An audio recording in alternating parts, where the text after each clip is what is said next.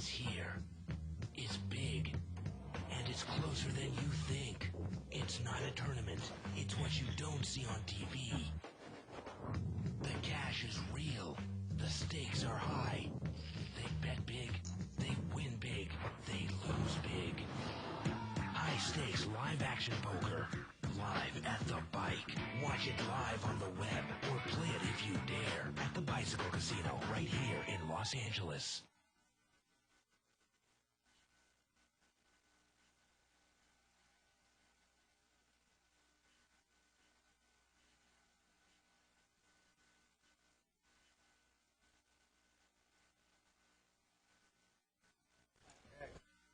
Hello, everyone, and welcome to Live at the Bike, brought to you by the Bicycle Casino in Los Angeles, California, the first and only webcast of real action cash game poker. My name's Bart Anson. I'm here with Dave Tuckman, and tonight is actually not going to be a cash game. It is going to be the first leg of our double shootout for Legends of Poker main event seat. Yeah. Now, it's a $140 sit and go. The winner of this goes on and plays in a $1,050 one table. Winner of that gets a $10,000 main event Legend seat. Right, and first place for our Legends main event is guaranteed to take home $1.5 million. So, like, kind of 140 parlay into $1.5 million. Pretty good. So let's get started here, and we're going to go around and introduce the table. Yeah, now seat one just won the first hand, and that is Barry. That's seat number one. Seat number two is actually going to be Raymond Davis, and we've kind of got a star-studded tournament players in this satellite here. Seat number three, we've got Gus. Gus is the regular on Tuesday here, and he's playing in this. Seat number four is Mark, also a Live at the Bike regular. We do apologize. One of our cameras is actually out, so we're going to do the best we can. Seat number five is Tom. Seat number six is Lito. Seat number seven is Aaron. Seat number 8 is Philly Al Barberi. And Philly Al Barberi, actually, he is now number 13 ranked on the cardplayer.com. He also has 8 final table appearances this year, most of any player, and he has almost earned $200,000 this year already. Right. Really having a phenomenal 2006 tournament-wise. And seat number 9 is Mo, and seat number 10 is Larry. Now, what we are going to do, it starts 10-handed. So we're actually going to play Mo in seat 9's, or I guess, yeah, in that case, 9A's hand blind. You know, kind of where seat 8 would be. Philly Al is in seat 8 here. And because obviously now Mo's got pocket 10s here. Yeah, now that's exactly what Mo is going to do here. And look, he throws it away. And he throws away, and Philly Al had pocket 5s. Gus pulled the limp re-raise with ace king of hearts. And this pot is $700 here to the flop. And there's the ace. Flop comes out ace, queen, queen here. Philly Al there in with pocket 5s, and Mo Muck the pocket 10s. Gets checked over to Gus here. And we'll go through the structure and the chip colors in a second. Yeah. He's going to bet, and I'm sure Philly Al's going to throw this away. He does. So now, each player starts with 1,500 in chips. 1,500 in chips. The blinds start at 25-25, and they escalate every 15 minutes. Yeah. And the black chips are $500 chips. The reds are hundreds, and the bluish ones are 25s, I believe. Yes, you're correct. 15-minute levels. I think I said 20-minute before, but there's actually 15-minute levels. The blinds start at 25-25. They go up to 25-50, and so on. And this is your classic sit-and-go satellite. Yeah. If you were to go to Vegas for the World Series, or you come here for Legends, or you go to wherever you might go, right, this is actually what you can expect to see. Yep.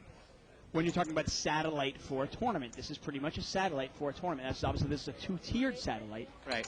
Because of the large nature of the tournament. And this is the one I was talking about the other night that I chopped up with a guy. I jumped in with a fellow, and we chopped it up, and the guy actually gave me $650. Right. And took the seat. So, again, we are going to kind of go with this primary overhead view here tonight. Yes. We were having a little bit of difficulty with the zoom-in cams. That's kind of why we were tardy tonight. Yeah. So this is kind of old school Live at the Bike. Exactly. And we'll do our best to, kind of like old school radio, we'll try to describe the action as best as possible. Now, it was linked around here, and what a flop for Gus. He's got top pair, and he's open-ended. So the pot, Dave, is $25. It's a $100 pot right now, and Gus has got 8-9. The flop was 6-7-9. And Gus is going to kind of over-bet the pot. He's going to bet $225 here, and that's probably going to get it done. Now, once a player gets knocked out, we will be down to 9-handed, and then we will get everybody kind of together. You can see how they're crowded. Look here. at this. Barry's going to call with Queen 10 here. Wow, the turn's a deuce. A nice blank here for Gus. Barry checks again. At this point, do you think 9-8 is good? Pot's $600 here. And might you put your opponent on, say, Ace-9, Jack-9, something like that? Gus is going to bet $450 here to a $500 pot. You might think that Barry has a higher 9 here. Exactly, that's what I'm saying. I mean, yeah. Barry called you. You need to put him on an 8 or maybe like Ace-9, King-9. Yeah. Now, he did limp in an early position, so it's difficult to put him on, say, 9-6, but you never know. Barry is somewhat of a gambler. And again, they only start with 1,500 in chips. Barry makes his call. He's pretty much going to be way short chipped. I mean, yeah. What does he have here? Just a gut shot to the 8, and he's going to lay it away. down. Well, he's got overcards, actually, too. Yeah, that's right. That's right. Now, the 10 is no good, but River was a 4 diamonds. He would not have gotten there, and Gus takes it down. And Gus is our early chip leader. Great handheld work there by Ray, our cameraman. Yeah, out there. really. We'll be leaning on him all night tonight. Button's going to move over here to seat number 8. Remember, Mo is in seat 9A. Seat number 9, Larry's in seat 9B. Because we play 10-handed, we only have 9 window cams. Right. Once somebody gets knocked out, then it'll be back to normal. Yep. Yeah, I got to say, I got to give props to, I got to give props to Live at the Bike. I'd like to find another TV show out there where if they had a camera go down, they would just continue. But that's kind of our style. Where we just go, actually, we had 2 cameras go down. Yeah. Where we just kind of go, you know what? Roll with it. It's a live show. We're unedited, unscripted. We'll make it work. And hopefully you guys all appreciate it. We've got a $100 raise here by seat 6. He's got Ace-Jack offsuit, 1 off the cutoff. And you know Barry's going to at least call this. 4 times the big blind here. Remember, it's the opening round, 25 blinds. And look at this. I think Barry says he's going to just call with King-Queen suited. And we are heads up here. Normally a trap hand, but his cards are live. Wow, all the money's going in here, isn't it? You think so? Yeah, Barry's open-ended with overcards, and Lido's got Ace-Jack. And he's going to bet 500 here, and I have a feeling that Barry's going to commit. Yeah, I really do. I can't see Barry getting away from this. And he does. And he moves all in, and all the money's in here. And this is pretty much a coin flip here. They are literally almost 50-50. You can see the percentages right next to the cards. 5 of clubs in the turn, not going to get there. And the river's a 7 of hearts. And Barry is our first casualty, and he is out.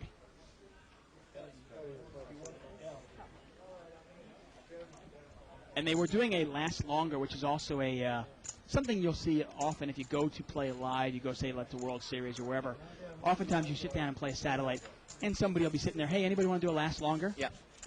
As always, we love to keep the show interactive. You can email us at liveatthebike.com. Questions, comments, suggestions. You can also follow a live thread on the internet by going to 2plus2.com spelled out.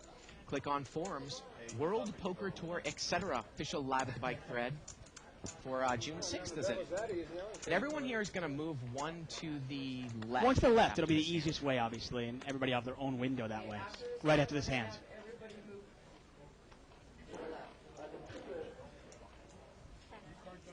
Actually, yeah, can't Mo can move. The guy in seat 9 can move to the left, and Mo can just move over to the He left. could, yeah, you're right. Yeah. That's another way to do it.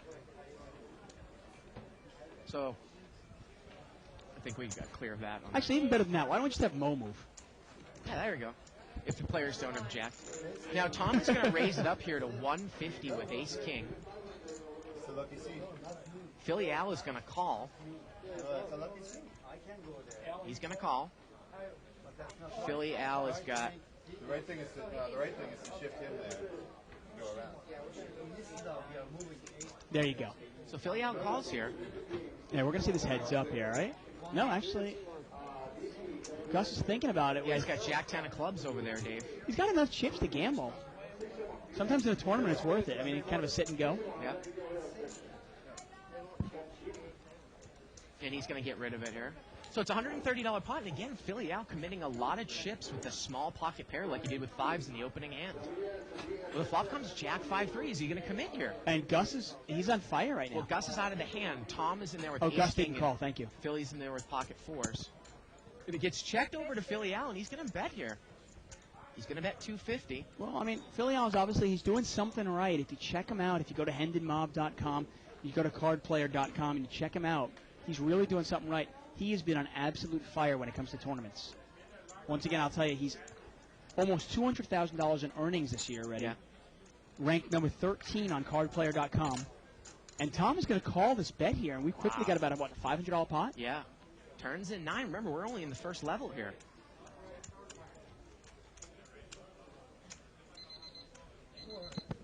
We've got 5 minutes left in this level. And now Filial's going to bet 400 and take it down on the turn when Tom misses. And the river was a king of spades. Would have gotten there in the river, but tough to stick around with just ace king. Yeah. This is kind of an exciting experiment for us. Obviously, we live webcast of cash games Monday through Friday from 7 to 10. But we figured a lot of you enjoy the tournament environment. A lot of you like to play tournaments yourselves, so we're trying to bring you pretty much what it is, a one-table sit-and-go here. You can become our friend over at MySpace. Head over to myspace.com/live@thebike, Dave, and check it out. That's pretty funny. I see Bugle Mouth here on 2+2 goes, hey, look, it's Mo, Larry, and where's Curly? Yeah. So the button's over here in seat 1, and that's what's happened. Larry has moved over to seat 1. And Al is going to raise it up here with pocket 5s. He's going to make it 175 to go after one limper here. Seat 6 here, Lido is going to call. And Dave, I think that are we going to be doing chip counts here tonight as well, some of the time? I think so. I mean, maybe. Yeah. Now, Lido, at various times. Lido calls out of position with 8-9 offsuit, and we're heads up. 8-9 against pocket 5s. Well, the flop comes 10-6 deuce, and Filial's got the best of it again with a small pocket pair. Hey, he doesn't mind going to war with those small pocket pairs, does he? He really takes advantage of position. If anybody checks to him, shows him weakness at all, he'll fire at it. You can see here he's going to fire again. 350. 350. Those red chips, once again, are $100 chips. The blues are 25. And if you see a black chip, that's a $500 chip.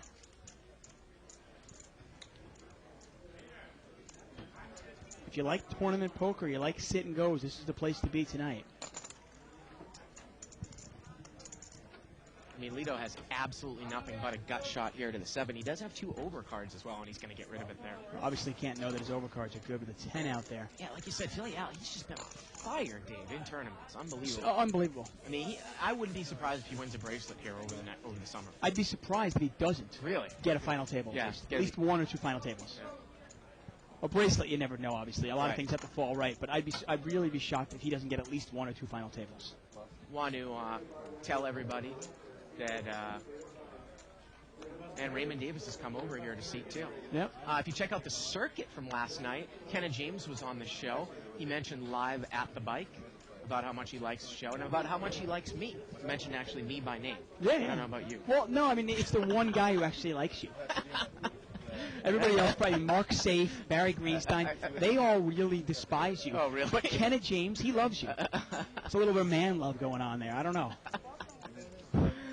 4-way action here. Now, I can see 3 cards. And Raymond's going to show his cards over there in seat 2 on the button. Kind of the Phil Hellmuth-esque kind of fashionably late. He's got 9-7 off suit. Well, in a sit and go, you never really... Sometimes, I mean, I almost sit around and just watch 3 or 4 people eliminate themselves before you really get involved. Mark is going to bet there with overcards and a gut shot to the 6, and he is going to take it down there. Hey, we've got a nice mix of some cash game players. You've got Gus, say Mark, some real cash game players with some tournament experts. I mean, Raymond Davis, if you check him out on cardplayer.com or Hendon Mob, you'll see a lot of pretty high finishes. Very impressive tournament finishes for Raymond Davis.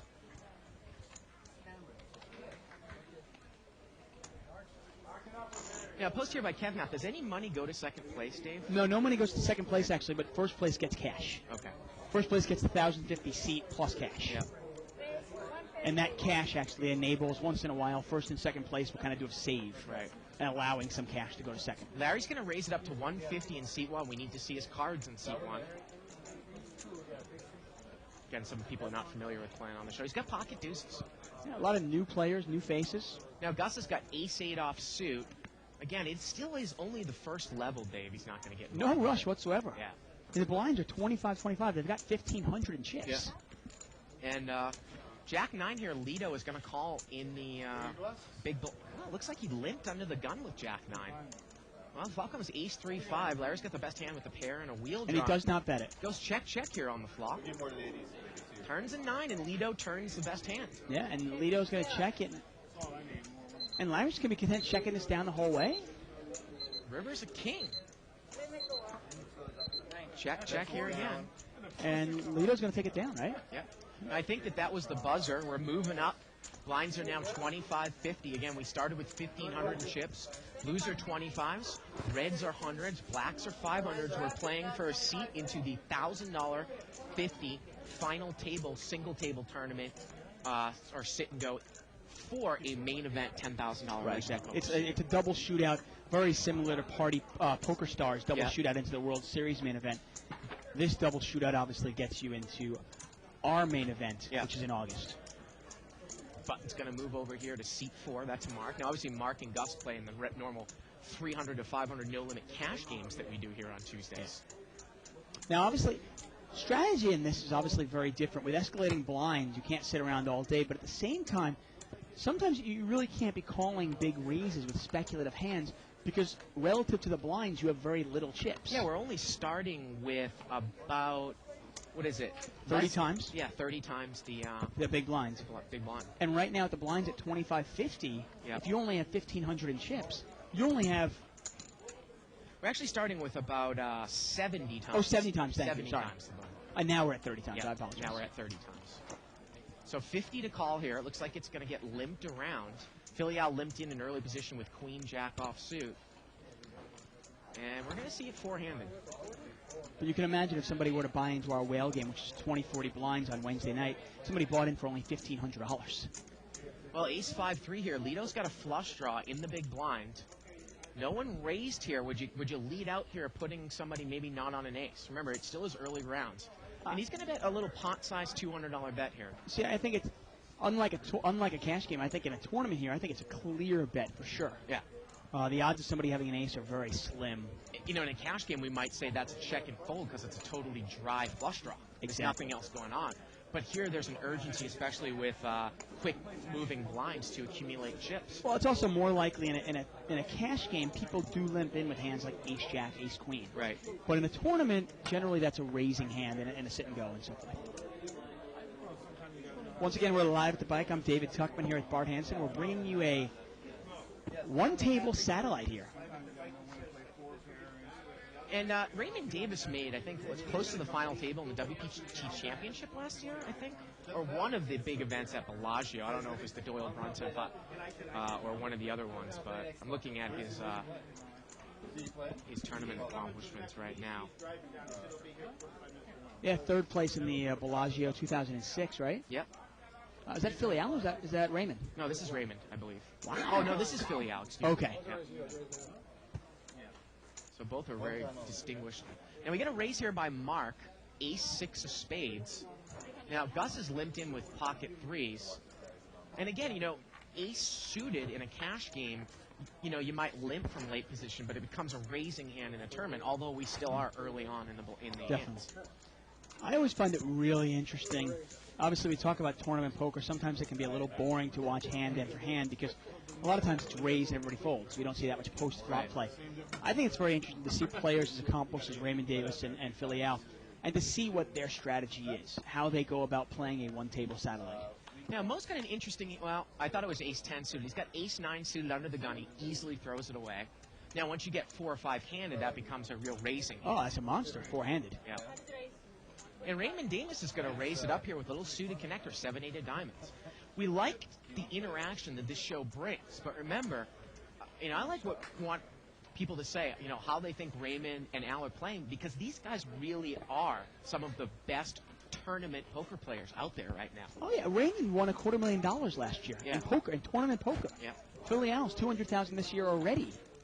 Now Aaron is called in the blind with 8-10 of clubs, and this is probably going to go check, bet, fold. Yeah. Well, wait a minute. Aaron's cutting out chips here, and he's going to bet. He's going to bet 200, so he takes the aggression first, and he takes it down. Oh, we don't talk about no-limit tournaments. Generally, the first bettor is going to be the winner. And that holds true. Again, you can email us at live@thebike.com. Questions, comments, suggestions. Well, get a little bit of a hectic start tonight. We do apologize for that. A couple of our cameras are out. We will get that moves over fixed here as soon as to possible. seat number 7. Larry in seat 1 is under the gun. He's first act. Email here by Eric Mathis. Yes, we're doing a tournament. Reed Klassen emails and says, you guys always talk about dead money. What does that mean? That's actually not on As Seen by Live at the Bike. No, it's not. Dead money is pretty much what it sounds like. Yeah. Raymond needs to show the cards over there. He limped in over in seat 2. He's got 10-6 of diamonds limping in an early position. A limper, and Tom is going to raise it up here with 8s. Now, Gus limped in next to Raymond from up front with 9s. Gus has the best hand now. Seat 5 has raised with 8s. And Raymond is going to call out of position with 10-6 of diamonds here. I mean, Hey, he's really looking to get not chips. deep stacked, yeah. Looking to get chips. And this spot is quickly $1,000 here. Tom, the pre-flop raiser, with 8s. Well, And look at this top set here for Tom. And is Gus going to get involved? Now, Gus is almost drawing dead because if he hits his 9, Raymond's got a straight. If Raymond stays in the hand. Right, obviously. And Gus is going to bet 700, and Tom immediately moves the rest of his chips all in. Well, that is all in. And that is all in, and Gus is going to call, and Gus is virtually drawing dead here. Here we go to the turn. The turn is a queen, and the river here is a 4, and Tom is going to double through there with a set of 8s. Now, Gus had won a couple of hands early on, so he's still got some chips left over He's there. doing fine, yeah. Unlike a cash game, you'll never see these players run the turn in the river more than once. Right.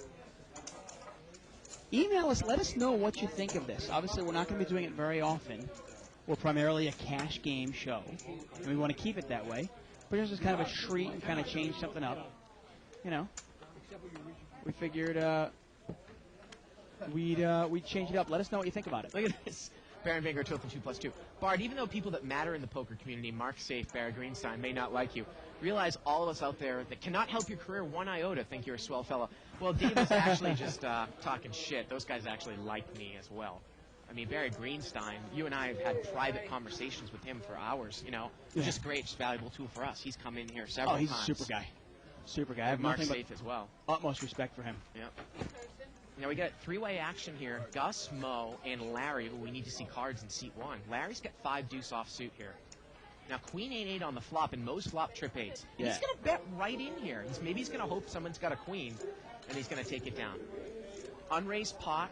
You know, more of a case where in a cash game, even though we're not big proponents of slow playing, maybe you figure, you know, everyone in a tournament, Dave, always thinks, oh, this guy's stealing. Re-steal. No raise. He's just going to steal it. So I'm going to bet out with my good hand, make the guy make a move on me, right? Right. Well, you know, Jay Siegel, our Live at the Bike Potato, actually said it right when he said, you know, in a cash game, if you don't give any action, you probably don't get any action. Yeah. But in a tournament, or in a one-table satellite like this, they kind of invoke action.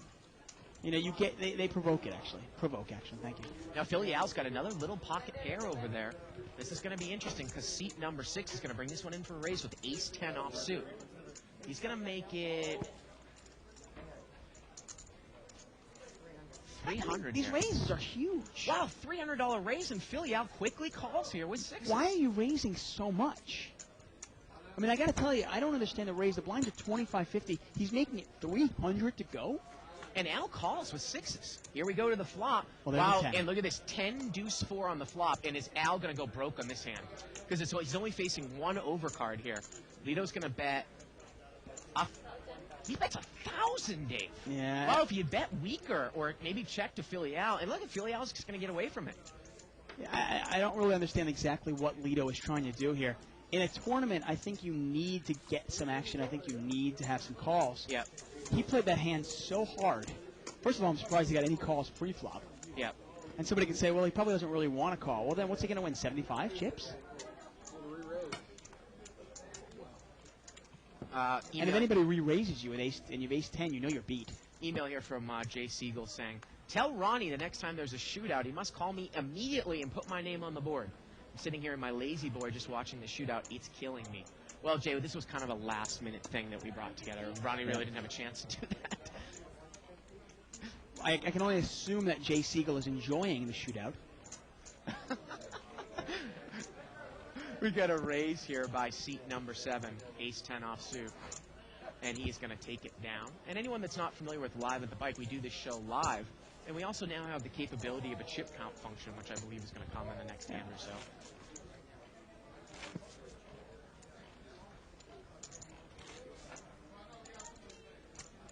Button's going to move over here to seat 2.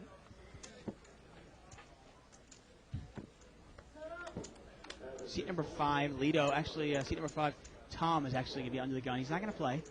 Wow, 2 big hands here. Queens for seat 1, and Gus has got jacks. And Gus is in the small blind here. Now, unlike a cash game, jacks can be really hard to get away from, especially in a one-table satellite. Larry's going to raise it up here. I mean, a real deep stack tournament, you can get away from jacks easily, but in a short stack tournament like this is... He's making it 425 here. Unbelievable raise amount. I just don't understand. I mean, that is unbelievable.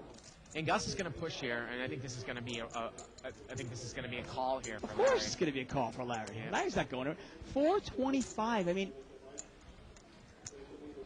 if you notice the winning players in this table, they're actually not raising that much. Philly Allen and Raymond Davis. Raymond Davis raised it up to 125 because he kind of wanted a call. He wanted the big blind to call him. So Gus is all in here for 1150, so it's 700 more here for Larry, and with queens, it's an easy call in this stack tournament. Larry makes the call. Queens are going to turn it up. Queens against jacks here, and this pot is going to be, I think Larry has him covered here. It's going to be close. And Gus, who started out on fire, is now in danger of being knocked out of the tournament. And obviously, we'll be able to see the cards here, whether the cards get up there quick enough or not. And there's a queen. Wow. I mean, Gus needs running jacks. Running jacks here. That's Turn 5. That's going to do it here. And Gus is going home. That's it for Gus. Gus is out. That's all she said. Larry's going to pretty much double through there. Nice hand there for Larry.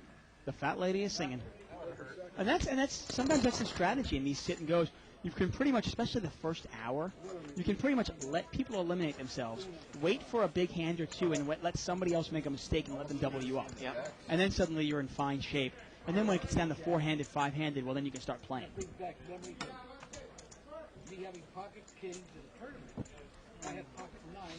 Button's going to move over here to C2. Funny story about that circuit. I was half asleep, Dave. I was listening to the circuit around 2:30 in the morning when I went to bed. Then all of a sudden I heard my name and I perked up, but I thought I was dreaming for a second. I had to go up and rerun it. All right. How many times did you listen to it after that? Yeah, maybe 6 or 7. Okay. Yeah. Larry's got 6s here. But seat number 7 actually raised it right away. Yeah, he raised it. 150 with ace 10. 150, and Larry's going to come over the top 700 here with 6s. And that's a tournament play. There's nothing wrong with that play in a tournament. There really isn't, because there's a lot of value to taking that dead money pre-flop. And you know what? Aaron cannot call him.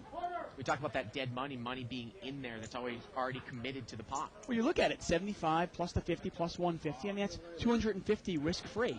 You don't have to see a flop. And Aaron there folds the ace 10. And even if he had something as good as ace-jack or ace-queen, you might even fold and not continue there. Oh, definitely. He might even lay down 8s, 7s, 8s, or 9s there. You know, I mean, you can get a better hand out with that kind of raise. And that's the power of a deep, unlike a cash game where you can always rebuy, it's not that intimidating if somebody has you covered. In a tournament, it's very intimidating if somebody has you covered, where they can, recklessly, not even recklessly, but almost dominate the table by keep pushing. Oh, this is great. David Stanfield has emailed us a picture here from that invitation. Let me finish this hand and I'll get to it in a second. Raymond Davis is going to raise it up here. And what was the raise? He's going to move all in. Oh, he's moved 775 all in with $50 blinds with king 9. And a call here, and let's hold. And Lito's got pocket 3s. He calls all in to Raymond Davis with pocket 3s. Now Lito has chips here, and that's a good flop for Lito. Yeah, you think? The turn's a 9, and Raymond spikes here on the turn. Lito needs a 3 here. Does not come. I got to tell you, I understand it's a tournament, but I got to tell you, unless I'm the chip leader and by a lot, I'm not calling a $725 raise all in with pocket 3s Because at best, I'm 50-50. At worst, I'm a 4-1 dog. I mean, I understand this time Raymond had King 9, but couldn't he have pocket 5s, pocket 6s, pocket 7s? But I mean, now the case for Alito is, well, I've got a lot of chips, but remember, you're only going to be 50-50 at best. He doesn't have that many chips. It's not like he has 4,000 chips. So anyways, last week on the show, I was talking about how Dave did this crazy dance when he sucked out on Cheryl Hines, and David Stanfield has emailed us I guess a is little that screenshot. Is that my ear in the shot? Yeah, that's your ear. And Negrano and Cheryl Hines. Maybe somebody can post that up on 2+2. That'd be great. Thanks, Dave. Got a real kick out of that.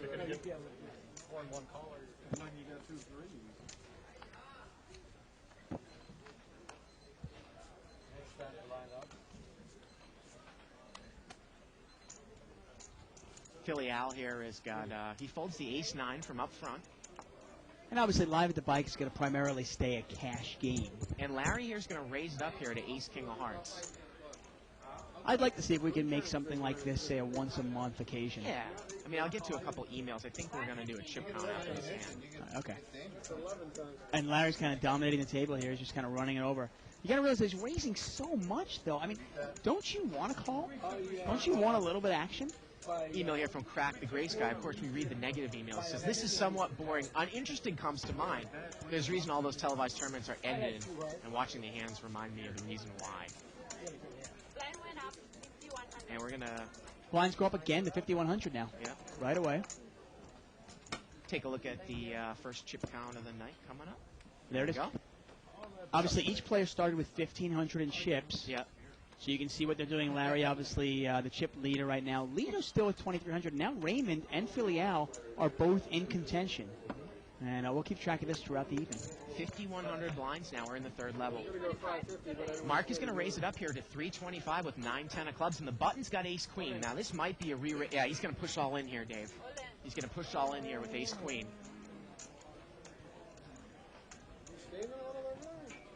And I guess it's going to be a question of, I mean, Mark looks like he's relatively short. Sometimes it's part of the problem when you make a raise on the short stack because I think he is pot committed, might isn't feel he? he's pot, well, he might get a couple of black chips because he folds behind there. Oh, okay, there you go. Yeah, Lito's going to take it down there. And Lito takes it down with not a problem. Now, the one thing I'll say, and obviously we're getting some emails, some people like it, some people don't like it. Right. One of the reasons why I wanted to have this on tonight, and occasionally I like to have it on, is when you do watch tournament poker on TV and it is edited, while it is entertaining, it's not educational at all. And for a lot of us that play tournaments and play sit-and-goes, it can be difficult to really learn how to play them properly. Right. And hopefully this can help your game. You can watch a sit-and-go basically from the first hand to the last hand. Now, it's interesting. Raymond Davis there, he had ace-5. Now, sometimes you think a really aggressive player might, raise there in that spot. He folds easily, ace-5 offsuit from up front, seat 2. Limp, limp, limp here. Mark has limped in with pocket 4s. Couple off the cutoff. I'm not exactly sure about that play, Dave, with his chip stack. Mark in seat 4 limping in with 4s. Remember, you're not trying to hit a set. It is just a cash game. And Mo, with all that dead money, he's going to move all in with ace-4 clubs, and Mark calls it immediately. Wow, and Mo's in bad shape. 1250 all in. And I don't know, does Mark have him covered? Mark's barely got him covered. Actually, he's $100 shy, so if Mo loses his hand, he will still have 100 left. Yeah, and we know that one of the aces is dead because Raymond Davis had it. And this might be an equitable move for Mo with any ace if he thinks enough dead money are in there. The problem is that Mark was so short he was committed. Well, that's what he was hoping for, exactly. And Mark's put himself in a spot where...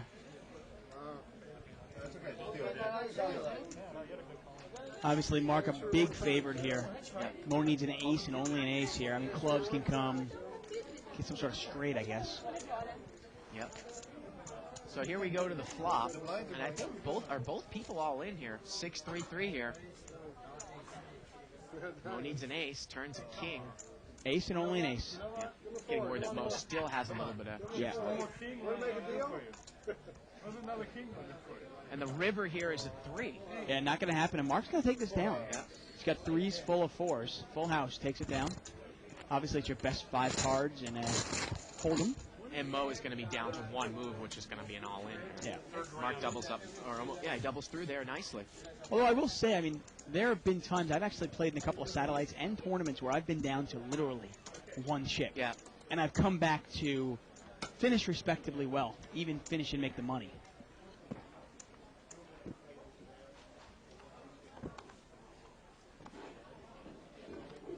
Email here from David Holleran saying that our explanation about dead money was not that good, so maybe we can get a better one. Raymond Davis again easily mucks an ace rag suited from up front. Philly Al is going to raise it up here with 3-4 of hearts. He's going to make it 350, 3.5 times the big blind. He's on a stone cold steal here, and he takes it down. So let's talk about dead money more in depth. I mean, dead money's pretty much, if somebody enters a tournament and they're dead money, they have no chance of winning. Well, I don't think they're talking about it in that manner. I think he's actually talking about in terms of what the pot is. What is dead money in the pot? Oh, thank you. Okay, that's why it didn't seem obvious. Yeah. Okay. Do you want to take this? Go ahead. Okay. Dead money is pretty much what is in the pot already. Okay? It's not what you have to call. And oftentimes you can look at it, let's say, for example, I'm trying to think of a great example for it. If there's $600 in the pot already, like actually that last case where you had 4 callers, and there was $400 in the pot already, Mo figured, well, there's enough dead money in the middle there that I'm going to try to pick it up with my raise. And we did use that term during that hand. Exactly. And look at this. Philly Owl is going to raise it up to 400 with pocket jacks, and Raymond Davis is going to call with a little 6-5 of spades suited connector here. Well, Raymond's got a pair. And I think the money might go in here. I really do. Yeah, 7-5-3. Raymond's got a pair. He's got a gut shot straight draw, and I think this is going all in here. Yeah, I think Al's going to bet, and Raymond's going to move in. And I got to tell you, whoever wins this pot is going to be the overwhelming favorite to win this tournament. $600 bet. Raymond check raises them all in, and Al calls. And you can see that Al's a little over a 60% favorite here. Yep. Here we go to the turn. The turn here is an 8. He's open-ended now. And the river's a deuce, and Al's going to take it home. And I think that makes Al the big favorite to win this tournament. Definitely. Definitely. You know, especially the way he's been running lately, the confidence he has. And, you know, we always talk about running good or running bad. And I maintain there's no such thing because the cards have no memory. Yeah. But you do. And I think confidence is a long way to go with it. And if you look at Philly Al, he is brimming with confidence. Now, Raymond Davis got a little bit extra there. Does he? He actually had Al covered. So he's got about 150. Him and Mo are pretty much got about one all in here. 150 or 200 left. Again, we're playing for over $1,000 seat here. Button moves over here to Larry in seat 9. Yeah, and I think Baron Vangatroth was talking about the sit-and-go mode. He's right. Normally in a sit-and-go in a tournament, you know, the first, second, and third all make money. In this case, this is winner-take-all. Now, Raymond Davis has moved all in, and this is a case where Mark should call with any 2 cards. Raymond Davis here has got, looks like king. Oh, let's slow down here. Donna, if we can get Sierra to slow the thing down, because we can't see the up cards. Raymond Davis has king 10 here. And let's hold the deal up. The turn is a deuce. And what does Mark have? Mark has queen 5. So Thank you. Mark has got queen 5 here. Raymond's got king 10. Raymond has an overcard and a straight draw. Right, there you go. Here we go. Now we can see the river. And the river is a king, and Raymond sucks out there, and he's going to stay alive a little bit. Look at that. We just kind of agonized. Yeah. Yeah. And for Donna out there, that is the situation I was talking about before the show. Yeah. Now, obviously, in this format, you've got to change your strategy. Normally, if you play sit and goes online, where third place can double your money, and that's your strategy where you go, well, I'm just going to kind of play it really tight, eke my way into third place. If I get lucky, maybe I can get second or first, but I'm almost guaranteed, you know, third. And it's not uncommon, you know, Raymond, he's got 150. He might get lucky 2 or 3 times and be right back in this thing. He's right now, he's got 350 now, yeah. right? Yeah. He wins one more hand, he is right back in this. Philly Al's going to open here for just double the... Looks like double the big blind with pocket 8s. He made it 200 wants a to call. go. Oh, it just limped around. He did limp. Okay. He did not raise with 8s. Well, queen 4-10. A little bit unorthodox there from somewhat late position. Seat 7 here is going to bet 200 with absolutely nothing. Queen 4-10 on the flop. He bets with ace 7. And he's going to take it down there. Yeah, Philly Al obviously trying to sneak in there with the 8, see if he can get lucky with a set and win a big pot. I'm surprised, though, that he actually didn't make a little bit of a raise there, so maybe Mo and... or maybe what he was thinking, you know, is that if he limps, one of those guys in the short stack would move all in. Possibly, yeah. Now, the only problem, though, is that if they don't have enough for the raise, it doesn't open it back up to re-raising. But maybe he's calculated that Mo and Raymond would have been able to raise with their chip stack if it went limped around. Yeah, and then he could come over the top with the 8s. I don't think Mo has enough, but I know Raymond does. Yeah. And that might be something that might be going through the head. Definitely. Now, obviously, in this strategy where first place gets it all, you've got to be a little more aggressive, don't you? Mo is all in here for 75 chips. He's got Queen 8 suited, which is pretty much the best hand he's seen. And Mark has called him with Queen 8 suited. And Lido here. I got to tell you, if you're Lido, Lido's going to call as well, and there is a side pot. So we're going to see a side pot here, 7-4-5. Wow, what a flop from Mark here. He's got a gut shot straight draw. He's got overcards, and he's got diamond But draw. he takes the card. Check, check here. Turn is an 8. And now Lido has picked up spades, and it goes check, check, Check, again. check again. And the river is a 9. And Mo and Mark are going to chop this up. They both have They both have a pair of 8s. Mo's still alive. Send it.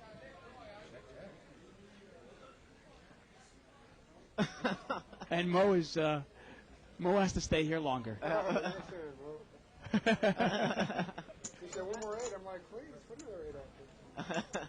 Yeah, I was a little surprised there. Why would they keep checking? Sometimes people get in the habit of checking it on the side because it's a tournament date.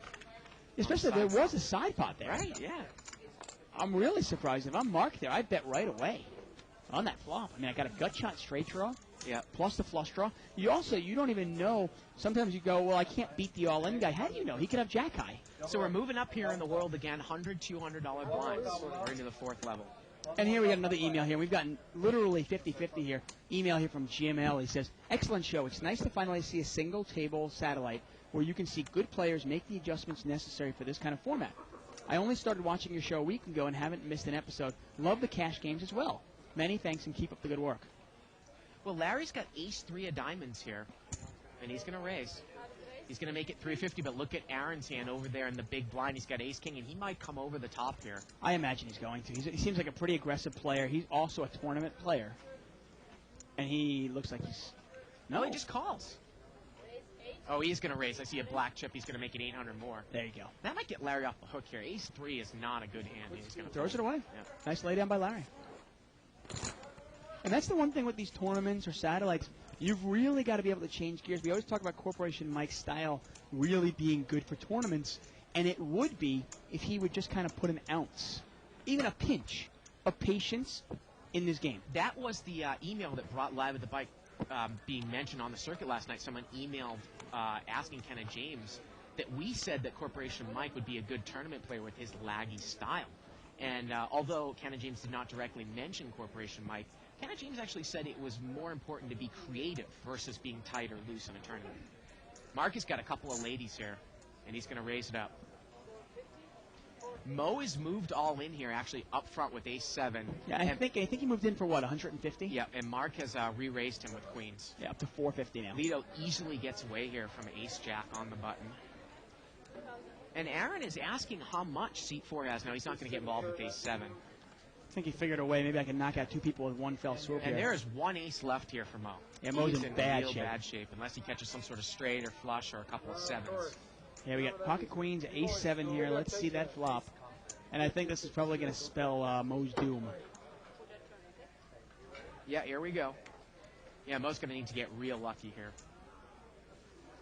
Well, there's 170. I'll think he catch running spades here. Yeah, Dave. good catch. And here we go to the turn.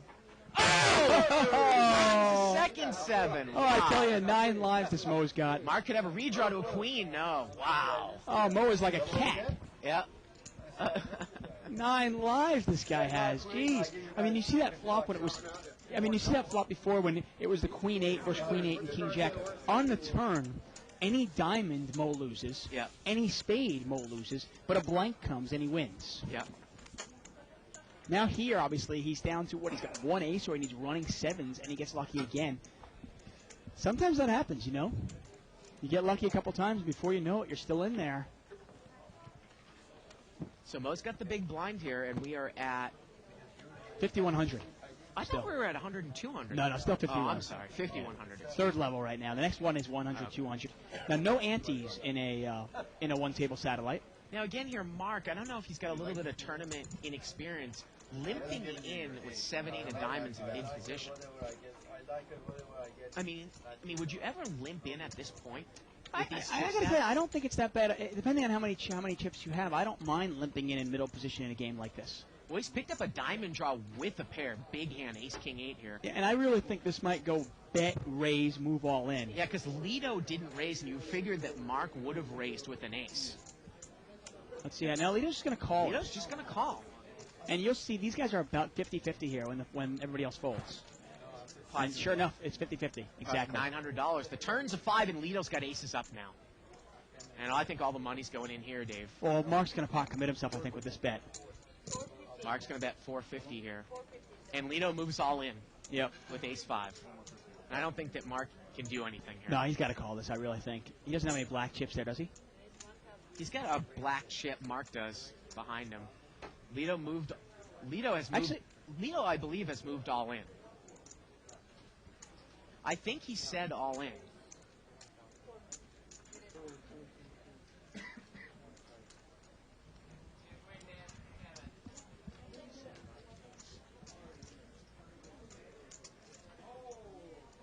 Yeah, well, I'm not exactly sure. Well, we'll get word right away. We'll find out. Maybe we can ask if it's a raise or if it's an all-in.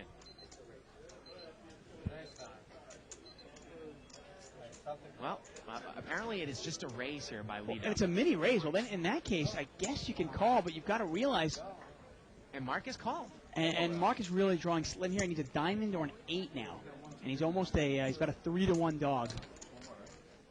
This pot is approaching almost 3,000 chips. Here we go to the river. The river's a 6.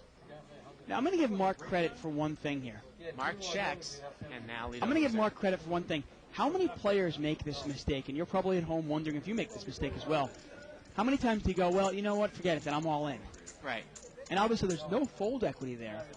And instead, you really should save those last 400 chips, because if you hit your flush or you hit your trips and you move in, well, in that case, there's no way the guy's going to get away from it because the pot is too big at that point. And how many times have I been in a tournament or you've been in a tournament and we go, you're down to almost nothing and you just throw away your last couple of chips. Hold on to them. You never know. You might get lucky.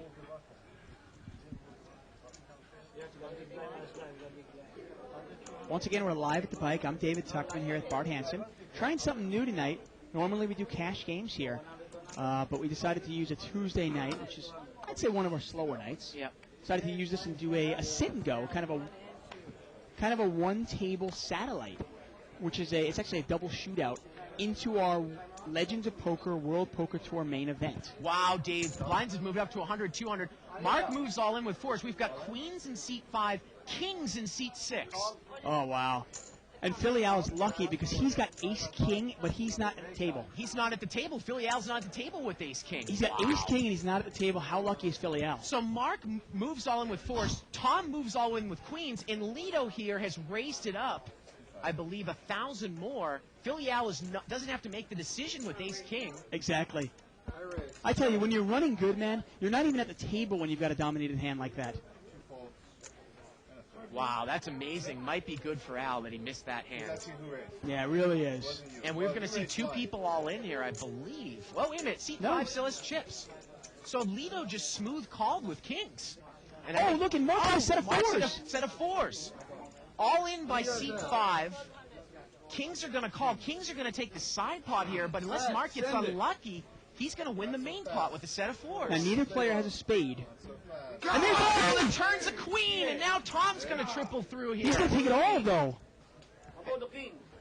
And we know that there's only 1 king left because Philly Al mucked ace-king, and seat 5 is going to triple through there with queens. Wow, and that happens in tournaments. You know what? It's funny. Sometimes we joke about it. In a cash game, with a flop of 9-8-4, if I have queens and I'm taking that much heat, my queens hit the muck because there's really not much I can beat anymore. Yeah. But in a tournament, when you're not that deep stacked and the blind's escalating, sometimes you're forced to gamble a little bit, and you're forced to make a stand of the hand like queens. Wow, so seat 6 just smooth called. He didn't even re-raise to isolate. The other And he traps. He successfully traps Tom, although I don't think Tom's getting away from it anyway. into my ace-4. No. He said unbeatable. And remember, Al had ace-king from behind there, Dave. Saved himself from chips from being out of the hand. Yeah, he really did. Really did. Like I said, if you're running good, you just happen to get up when you get that cold deck card, hand. Not sure why they're squaring the table here, but... Wow. Yeah, just give them just a little room here. No big deal. The world will know what I have before I throw my... Makes it a little bit easier for Okay. for Ray to do the camera work, a little bit easier for them. Wow, 3 people have queen-jack here. So the odds of a queen or a jack coming up are probably pretty slim. Now you wonder, first person to maybe a raise here. Now we're going to change those names as quickly as we can. Seat number 2 is actually Larry. Seat 3 is Raymond. Mo is going to, he's going to raise. And Mo is all in with his queen jack. Is he all in there? He's moved all in. For 250? Yeah. Yep, and a call here. And unless somebody gets really unlucky, this is going to be a three-way chop. I mean, the pot is 750. Yeah. Now you wonder if Raymond is going to bet on the side. Is there any? Now, yeah, we're all in. Raymond and Mo are all in. And Larry in seat 2. Yeah, they're all in Yeah, here. we got 3 queen-jacks here. Everybody got queen jack. Give him all Look at that. six. Queen and a jack on the Wow, look at that. Case queen. Yeah. Unbelievable. And they're all drawing dead because nobody's got suited. Yep. I mean, they're all going to have not drawing dead, obviously. I'm Wow. sorry. Chop it up here 3 ways. I get the extras. And split that up 3 ways. Yep. And we'll continue. Yeah, it's a side part, right? Once again, email us at live@thebike.com with your questions, concerns. Let us know what you think of tonight's show, what you think of our 2-tier No Limit Hold'em Championship satellites. Yep. You need to change. You need to change. Like I said before, this is not going to be a common occurrence. I was thinking maybe once a month. 3 queen jacks. I wasn't expecting. And once again, if you primarily play on the internet and you're planning a trip to Vegas for the World Series this year, this is pretty much what a one-table satellite looks like. Yeah. Whether it be $175 or all the way up to $525. This is pretty much the format. Now, I think, Dave, we actually have a 10-minute break after the 6th level, which I guess we will be taking. Yeah, we still got 2 more levels, Yeah, but we yeah. do. Yeah. I just want to alert everybody out there. We might take a little break here. Yeah. Must be in there a lot more. Button moves over here to seat 2. Big blind in seat 5. Keep doubling up. And Mo is staying alive. Saturday Night Fever style. Bee Gees style. You like the Bee Gees? Selectively. Yeah. Selectively. In small doses. How's that?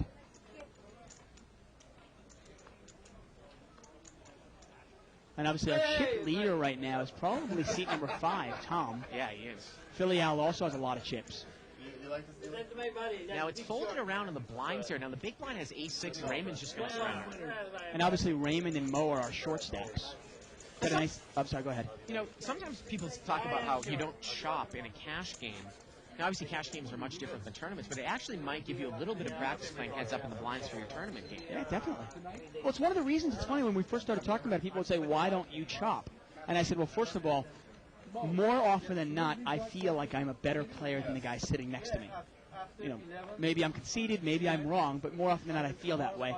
And also, it is practice for a tournament. You jump into a tournament, you get to that small blind, big blind situation, and you have no idea how to play it. And Philly Al's going to bring this one in for a race to 650. The blinds are 1-2 right now. So he's going to make it 3.5 times the blind.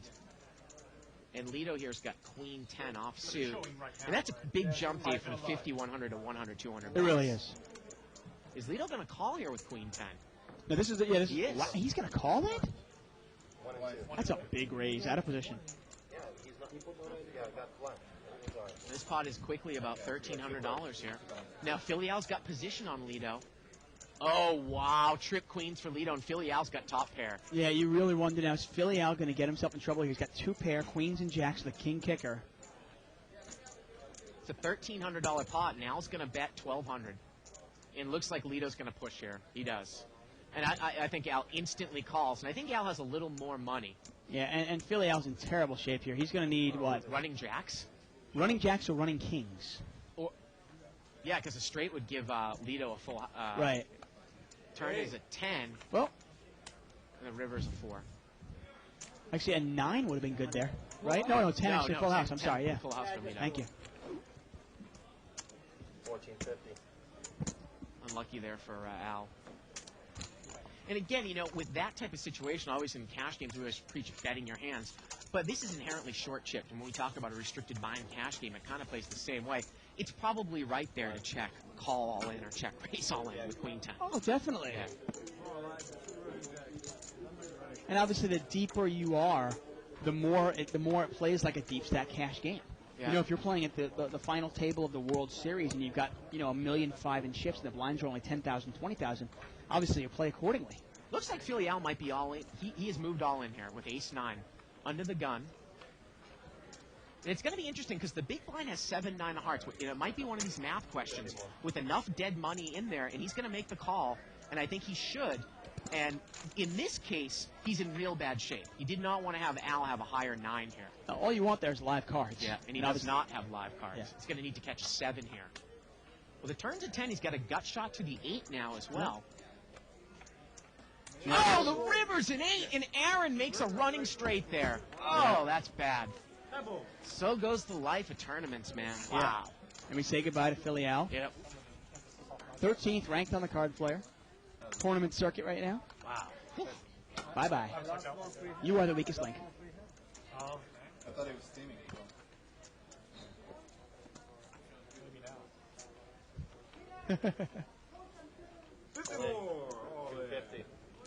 Pocket queens here for Raymond Davis. He's going to race. He's going to make it 250 here. Yeah, Raymond doesn't. It's funny. He really raises different amounts, and you wonder if he's going to get a call here. 2.5 times the blind. Now, once again, dead money is also in that case where Filial bet, the small blind folds. The big blind sitting there going, well, there's already this money in there. Yeah. Mo is forced to put all in because he's pretty much all in the blind. And did the small blind re-raise here? Oh, and everyone's all in. Raymond's all in with queens. Aaron calls with ace-jack, and Mo is all in with 6-3 here. So okay. Raymond's in good shape here. I bet you $100 you don't win. Raymond's got two black queens. Here we go to the flop. Well, a jack there, so Aaron has made a jack. Turns a 9. Aaron can catch an ace or a jack. Mo is now drawing dead. Oh, the river's an ace, and Aaron sucks out again. And look at that. Aaron knocks out both tournament pros with the river, the suck-out river there to knock out both Filial and Raymond Davis. Wow. He's a tournament killer. And in that fell swoop, he knocks rid of Mo. He gets rid of Mo, too, and suddenly we're four-handed. We're down to 4. We might have time to do another one of these. We might, yeah. And it's funny, you know, you can play these. We start them every day at 4 o'clock. Yeah. And if you want to play and you want to have a chance for just $140, if you want to have a chance at fame of millions of dollars for our World Poker Tour legends, come on down and you can play in these. It's a 2-tier shootout. You win your first seat, you get a seat into the second shootout, and if you win the second one, you are in. Interesting. Tom limped here in seat 5 with ace-10 of hearts, and Lito has raised it with the suited ace-5 to 1,000 from the cutoff, and Aaron's got king-jack of hearts. He folds, and Tom might pull the limp re-raise all in here.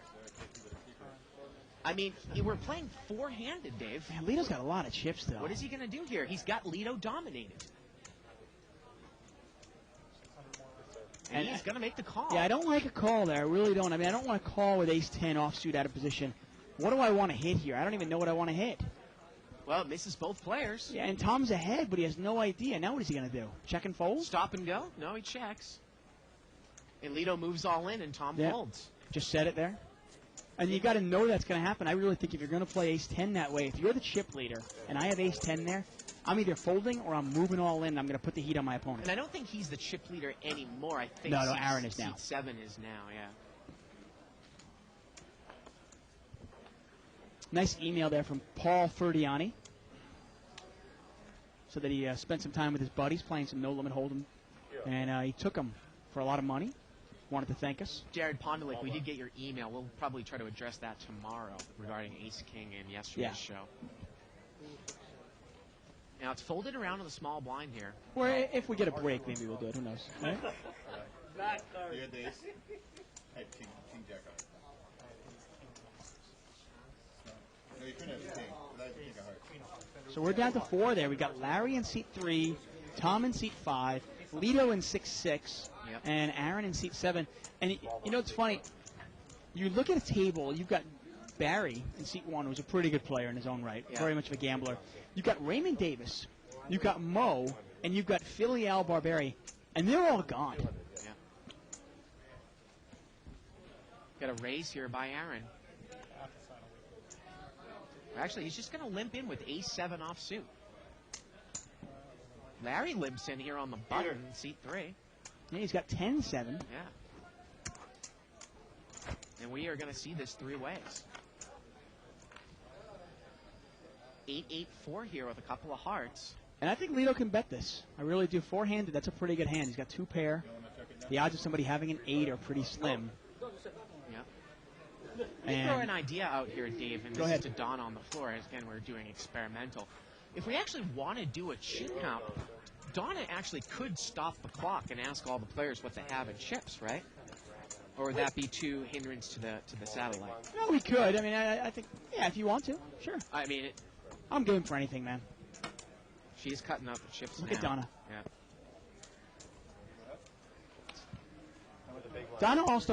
Donna also gives these guys prostate exams during the show. See her like reaching her hand in there. Hey, nice prostate. Larry's going to fold 10-5 of spades here in seat 4.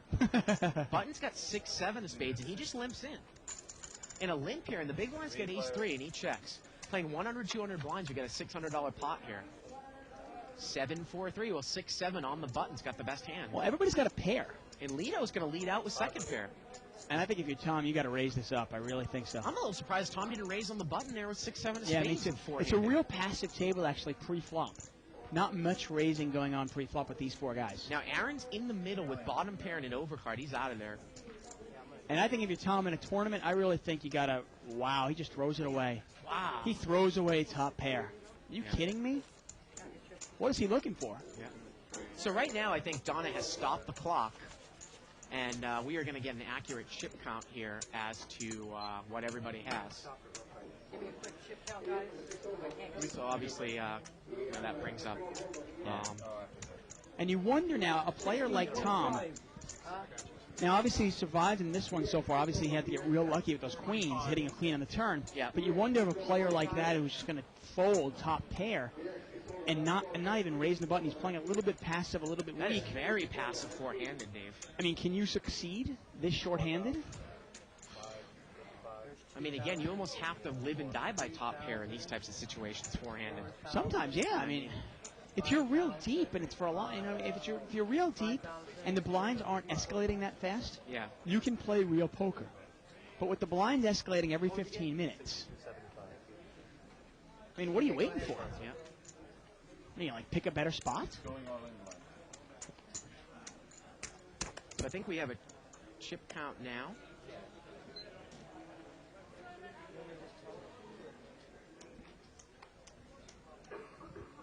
You have red chips here? I think we're going to hear a chip count from Donna real quick, and we'll relay it to you guys. You have red?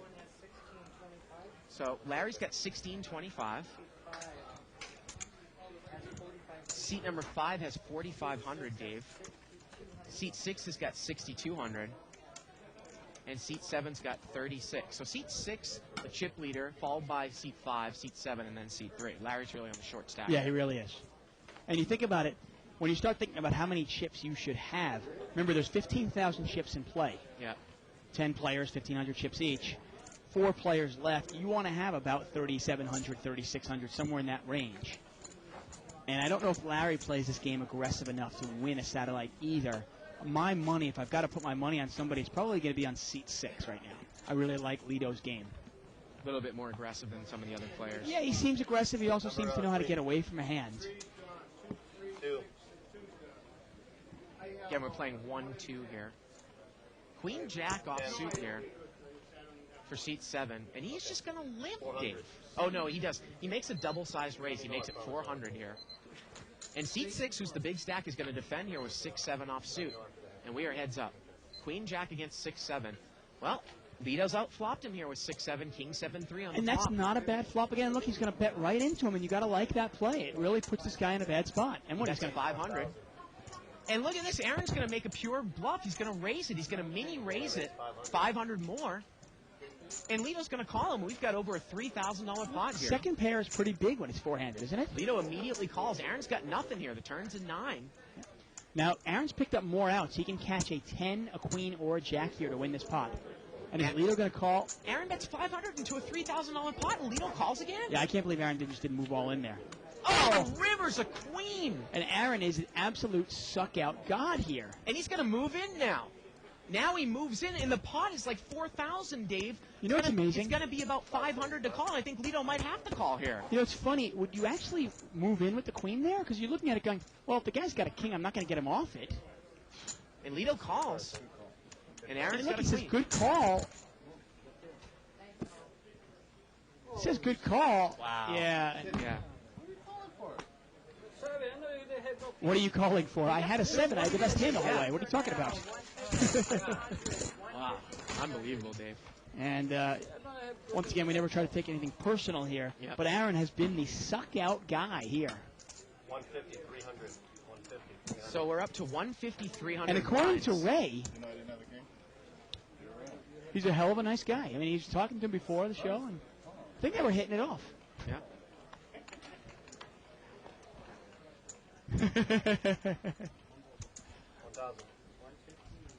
And the small blind is going to raise to 1,000 here with 4-6 offsuit. And by the way, And Aaron just folds the big blind there with ace-5 heads up like it's nothing. I'm not necessarily Yeah. saying it's a bad play. He's stacking his chips, but we're playing four-handed. He's got an ace there. Yeah, I and know. the small blind raises. it reminds me, if anybody remembers the heads-up match we had between Shirley Rosario and Terry, Yeah. when Terry was just like, oh, I got an ace heads-up, I'll throw it away. Yeah. Now, obviously, if Aaron continues to suck out, he might win this, but I still think Lido's probably the best player left here.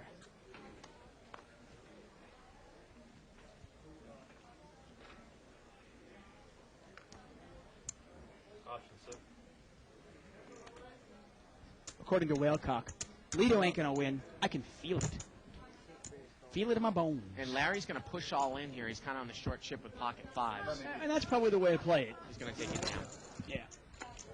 Well, we'll see later. And even Larry, he's still in it. If you stay alive four-handed, oftentimes that is my strategy. I'll sit in there kind of in Larry's spot. Pick a spot here, pick a spot here. You get lucky. Suddenly you're up to 3,500 in chips. And before you know it, you get it down to like three-handed, two-handed. You make a deal. Start playing well. And you make some money out of it. Not the flop, the way the river's been. And small blind, big blind action here. Larry's got ace-6, and he's going to move all in, and I like the play. I really do. You know, you don't want to play that hand out of position. And you know what? Tom is going to call him with pocket 5s, and we're going to see a race here for about, I want to say about 4,000 chips here. I don't want to say it's $4,000 because it's not dollars. They're chips, tournament chips here. We're going to see a race here. Ace-6 versus the 5s. 5 still ahead here. Larry in danger of getting knocked out. If Larry doesn't catch an ace or a 6 here, he's going to get knocked out. Turn is a queen. No help here. Larry still needs an ace or a 6, or he is going to be gone. Got to hand it to Brian, man. What a job he does. And there's the 6. Look at that. And Larry sucks out on him. And I tell you, there's one thing about tournaments that everybody's got to love, because the enthusiasm for them, the excitement. Sometimes you just don't see that in a cash game.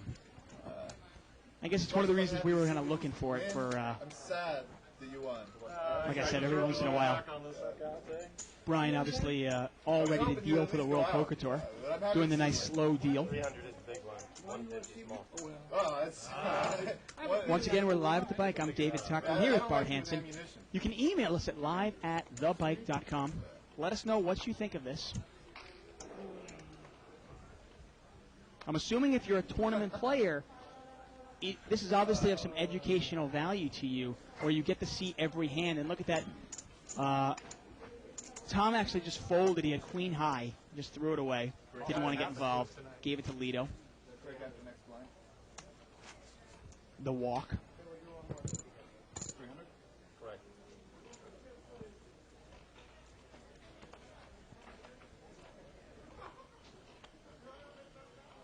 And it's one thing that really annoys me when you watch the World Poker Tour at ESPN, you watch those tournaments. My attitude is I'm a tournament player sometimes, and I want to know, how did these guys get there? And seat 5 raised with, wow, shows it. He raised with 10-4. Lido, Tom raised it with 10-4 and did not get a call. Now, obviously, four-handed, you got to mix it up. I don't care how tight you are.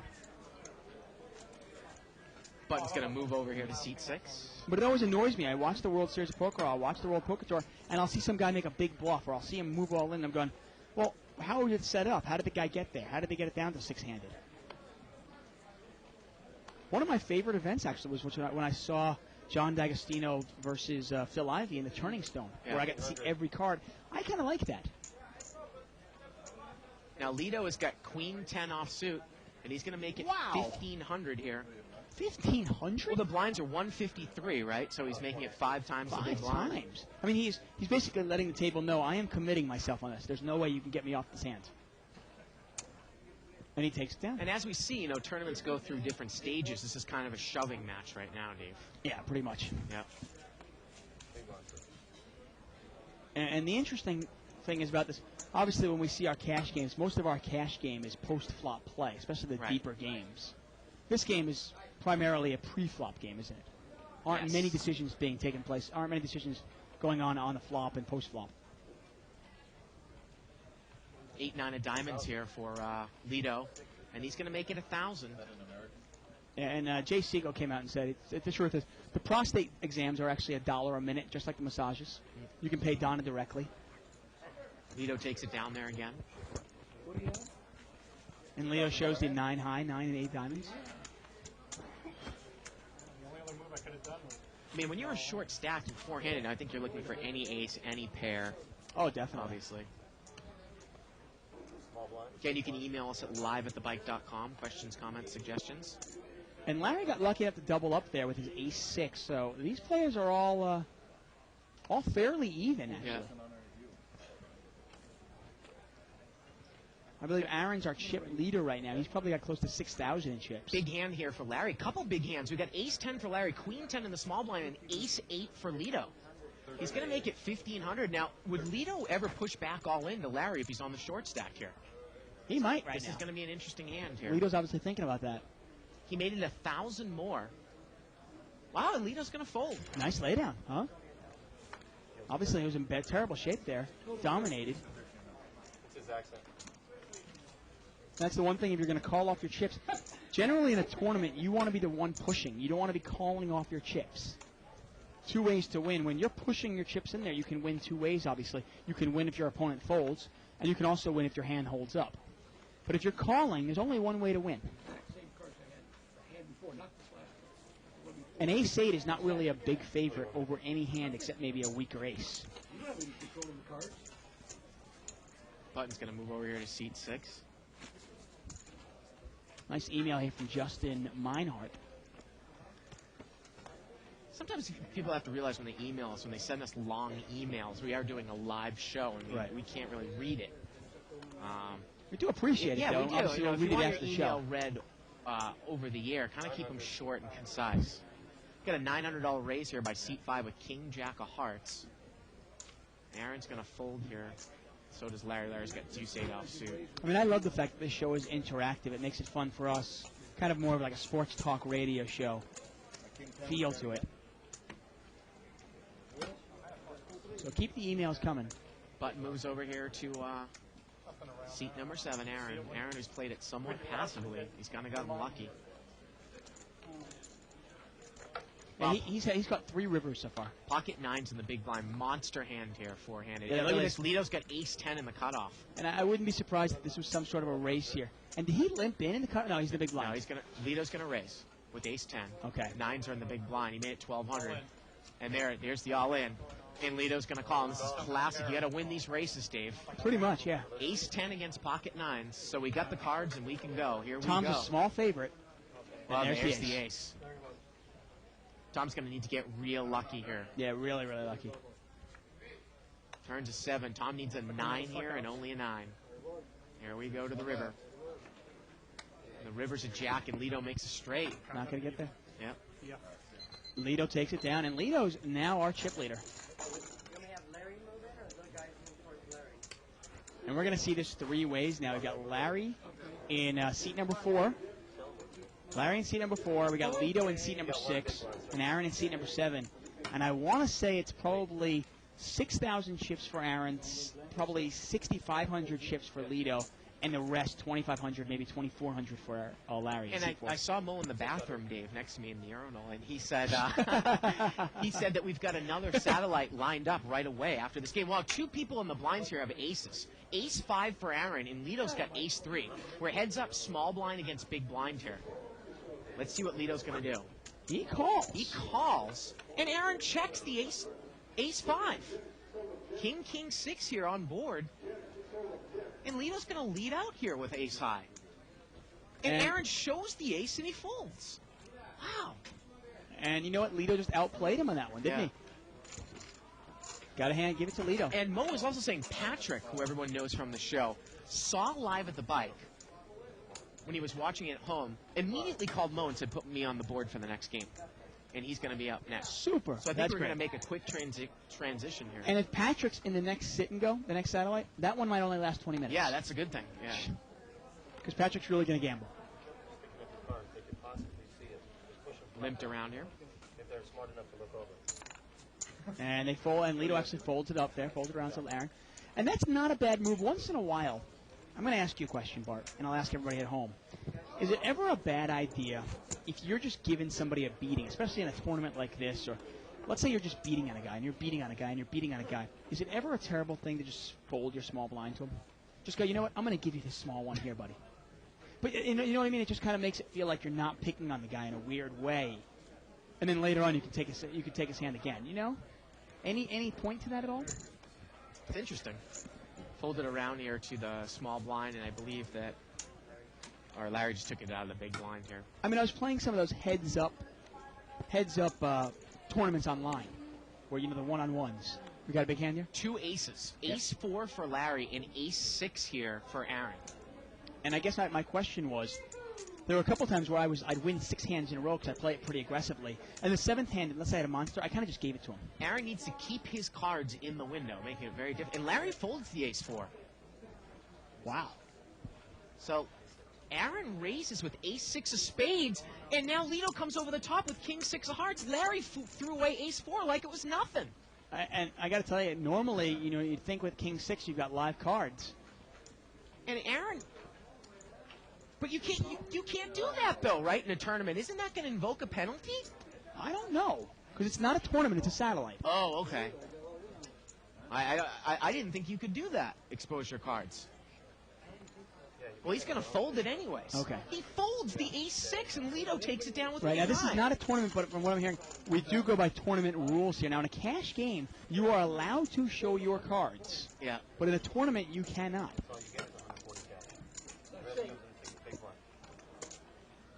Wow. Yeah.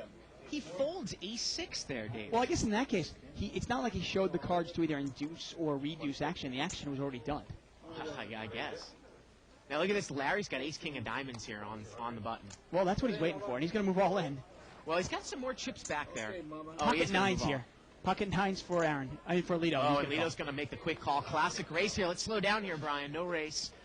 Queen Set 9-8, and Lito's got a set here. Yeah, and Larry's in terrible shape. He's going to be running straight cards. So here we go. We can keep going here. Turns a queen. He's drawing dead. That's going to do it here for Larry. There it is.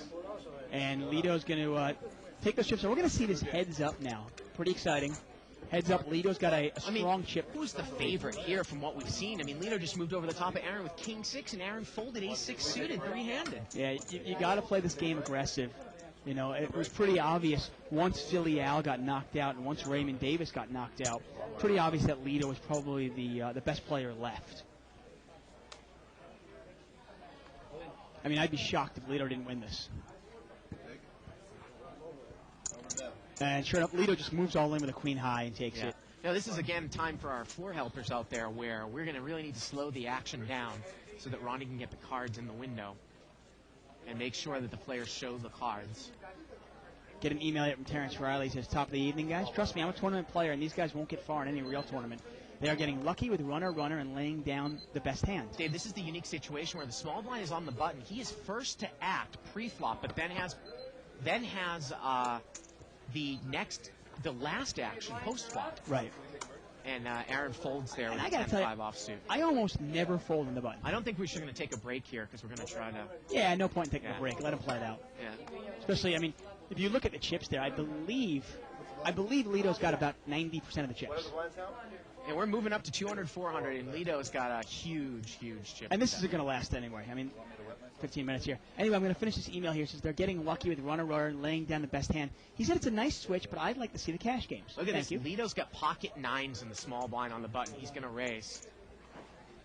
And Aaron just folds queen 5 suited like it's nothing. We're heads up, Dave. What's he waiting for? I don't know. You just got to give him 200 at a time, 200 at a time. And obviously, you got to realize when you're short stacked, you can't wait for a big hand heads up here, because every single time you lose a chip, it's one more time you've got to double up, Right. just to get back into it. Well, now Aaron is on the button. Lito has got 8-9 of diamonds here. Aaron's got 8-3 suited. Lito has Aaron dominated, and if Aaron moves all in, you might get a call here from Lito with 8-9 suited. No, Aaron's just going to fold. folds. Oh, this is unbelievable. And you know what? With Well, Aaron did have 8-3 suited, Dave. I got to tell you, he's put himself in a spot, though, now where he can't call, and he's got to move all in, and he doesn't want to move in with that hand. And he's put himself in a spot. I don't care, 8-3, you just got to gamble here. And look at this. Lito's got an ace here in this hand. He's got ace-10. What are you waiting for? I mean, the guy's got $400 in chips. Lito moves all in, and Aaron folds jack-3 offsuit. I mean, I'd rather just see a flop, wouldn't you? I mean, now Aaron is like, what is he, down to less than 1,000 here? I got to tell you, if you get less than 1,000, I mean, it's literally 14,000 to 1,000. At this point, I'm not even looking at my cards. I'm just moving all in. He's basically all in right now. He's got 6-3 offsuit on the button. Exactly. And Lito's got jack-10. And Aaron folds again. Are you kidding? He's got a black chip under there. Even No, now he he's doesn't. Does he have a black chip under there? He does. Okay. Even now he's just all in here, pretty much. Getting blinded off. I mean, that's the problem. You never, I mean, the cardinal rule, Yeah. number one rule of tournament poker, don't get blinded off. At least go down with a fight. Now, Aaron's got a king here, and we're we going to got see this. King 3. Let's And slow we it can't- down. what does Lito have? We can't see the cards here, guys, out on the floor. And we already have the flop here if we could hold. Okay, king 3 versus king 5. Yeah. So King Lito's 5 got king against 3. king 3. There we go. Aaron's got king 5, and Lito has king 3.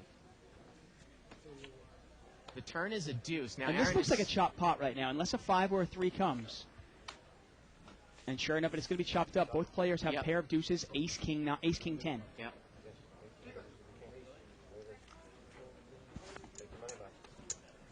And and that's what you've got to realize, that in a tournament, when you get that short, I look down at 7-8. If I'm that short, 7-8, 10-7, I don't care. I'm just going to move all in. You got to push in there.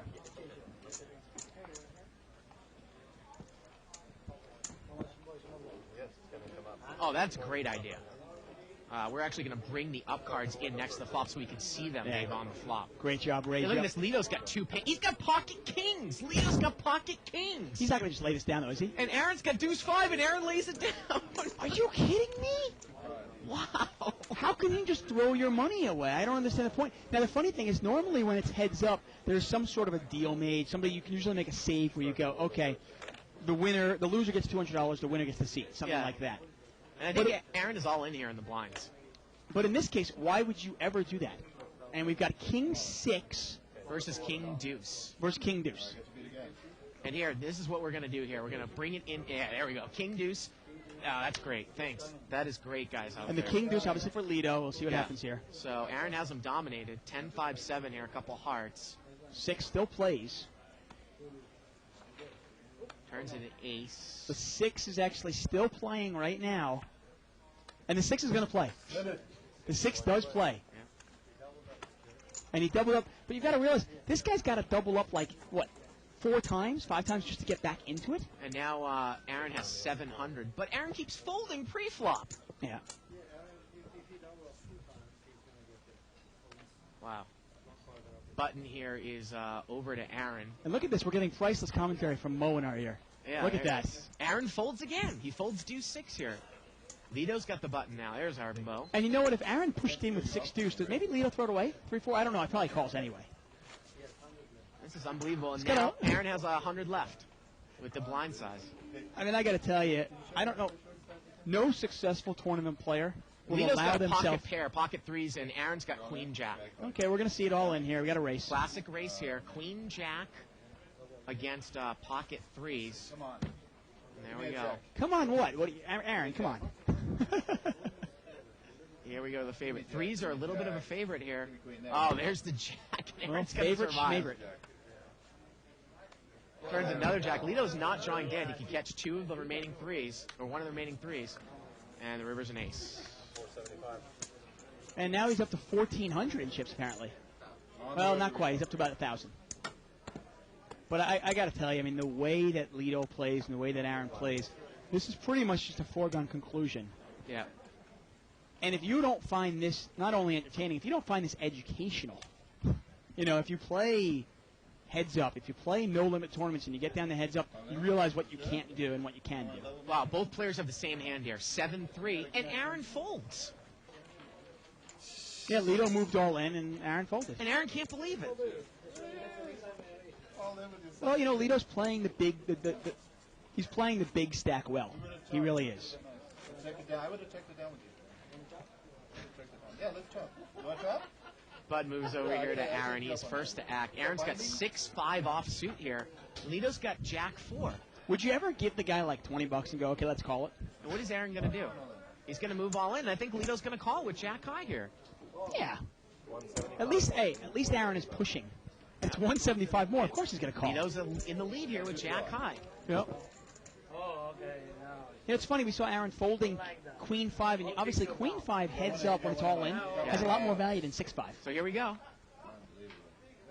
Being connected means nothing at this point. Oh, wow. Oh, Lito's got jack 4 here. Aaron's going to need some sort of running straight possibility. That's it. Drawing dead. That's going to do it.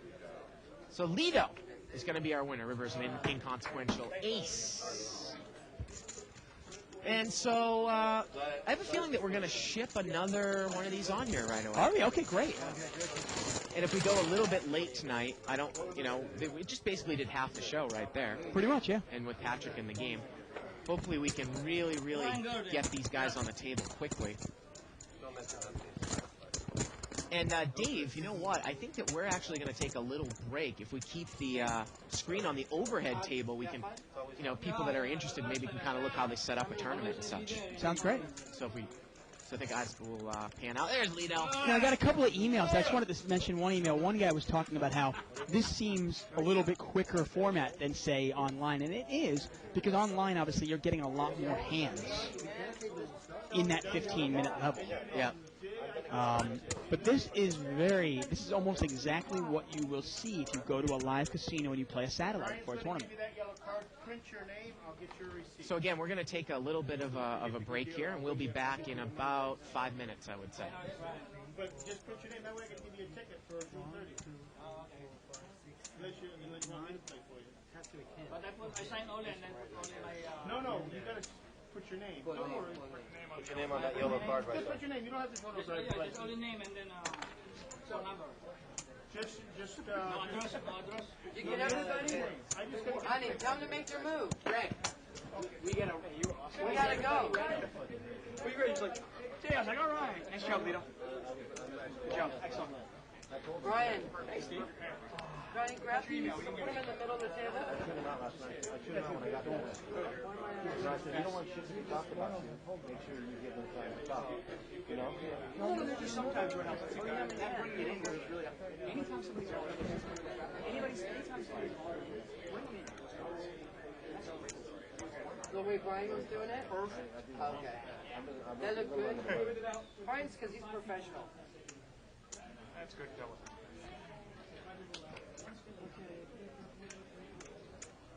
I know. I mean, what I do about the time.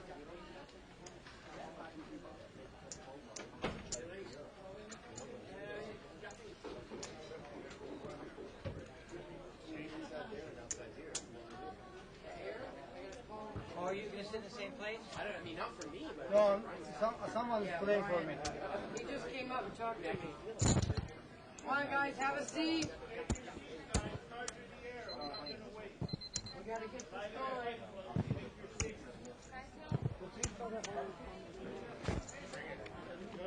That's only here.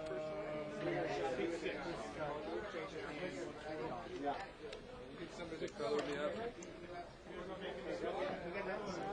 Chips. Make your room, guys. Cards are in the air. Line up your place players. Take your seat. Getting the names good.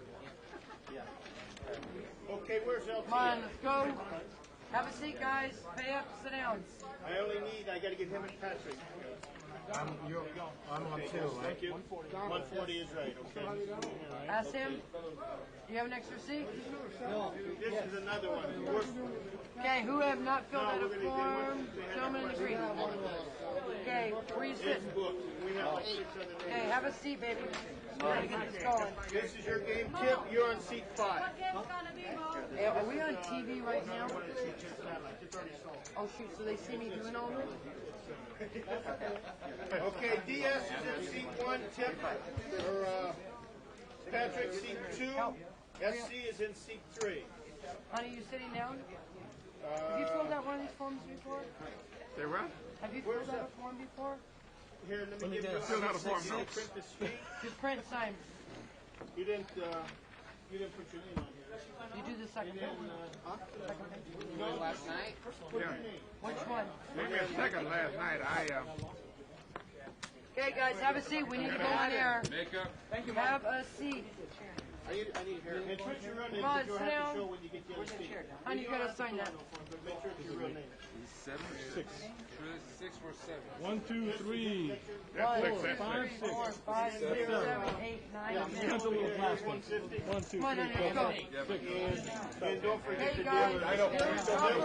Like That's 150. One of the guys over there is And then I'll get you 1,050 seats. Trust me, that's it. Okay. Just play one. You're playing, right? There's only 9 rabbit No, I know, but one person's not going to show. Drop the button, right? This person right there is not going to show until somebody gets one. Or unless he's in the hand. One of you guys are down. That's right. You gonna sign? You're out of the hand. Well, they don't. I haven't had a chance to read this yet, but Honey, you cannot sit down until you sign. I'm sorry, you cannot sit down until you sign. Well, I'll read it, okay. You can't be dealt with either. You can sign now.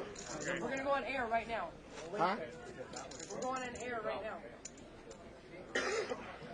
I'll give you a copy. Okay. Okay, Ken. Okay, They're going to use your image and we'll pay you. That's it. You got to Honey, get you in there. need to sign. It's the same thing I played last night? Same thing. Okay. You got to sign. Yeah, no problem. $50 I'll read it for you. Sir, one winner. Anything another game? What's your first name? 10 of us. What's up, Patrick?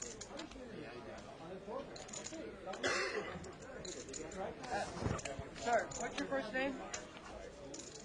John? Okay, it's John.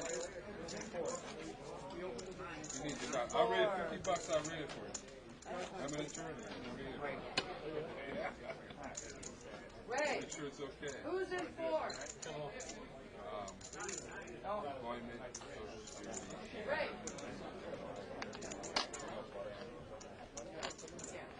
You're in a bad spot right now.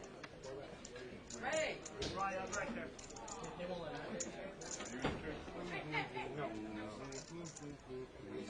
Grab mine. Grab one over there, Ronnie.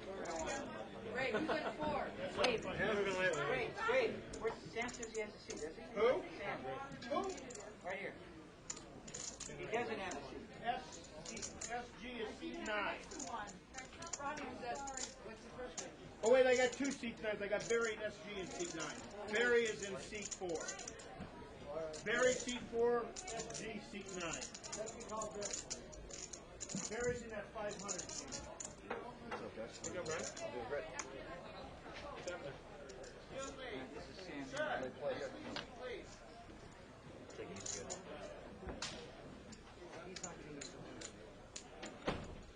Okay, quick roll, guys. Please place them in the window as soon as you can.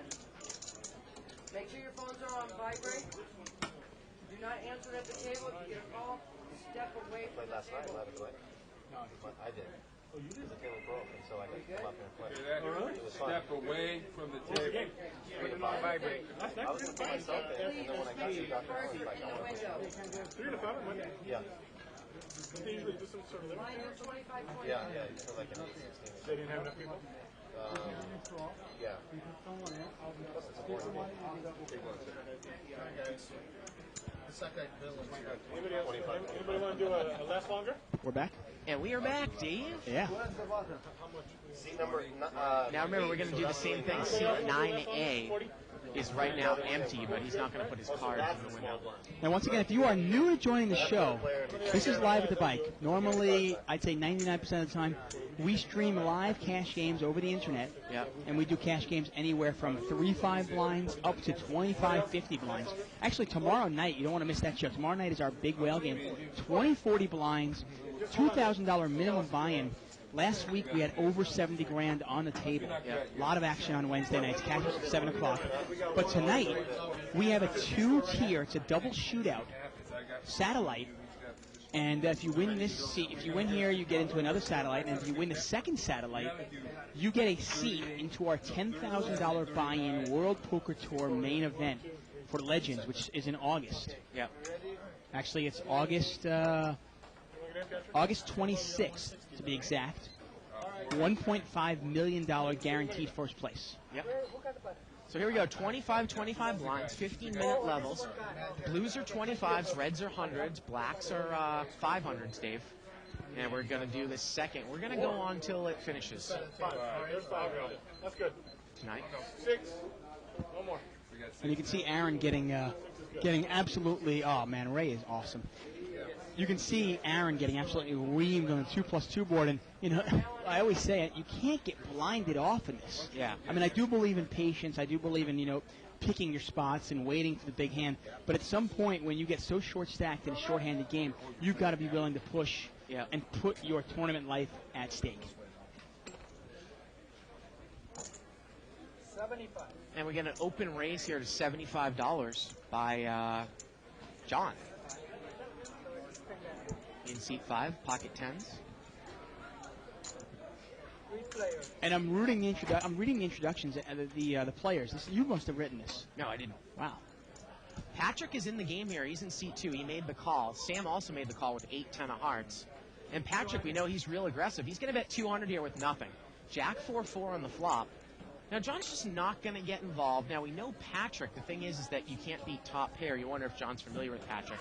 And Patrick takes it down. And this one could go fast because Patrick is in the game, Dave. Patrick is going to push, and push. Yeah. And Patrick is going to play this to win. Now, seat number 1 is Don. Seat number 2 is Patrick. Seat number 3 is Steve. Seat number 3 is Steve. I'm sorry. Seat number 4 is Barry. He's not there right now. Seat number 5 is John. Seat number 6 is Gus. Seat 7 is Rich. Seat 8 is Ralph. Seat 9 is Sam. And seat 9A is Sam. Right. And seat number 10, or 9B, whatever you want to call it, is going to be Brian, actually. Well, actually, it looks like Sam Oh, thank you. Sam is in seat 10, and Ryan will be in seat 9. Yeah. There you go. Where we do not see a player there. That's actually going to be Brian, who just dealt. He's going to take off his blue shirt and jump in the game. Yep.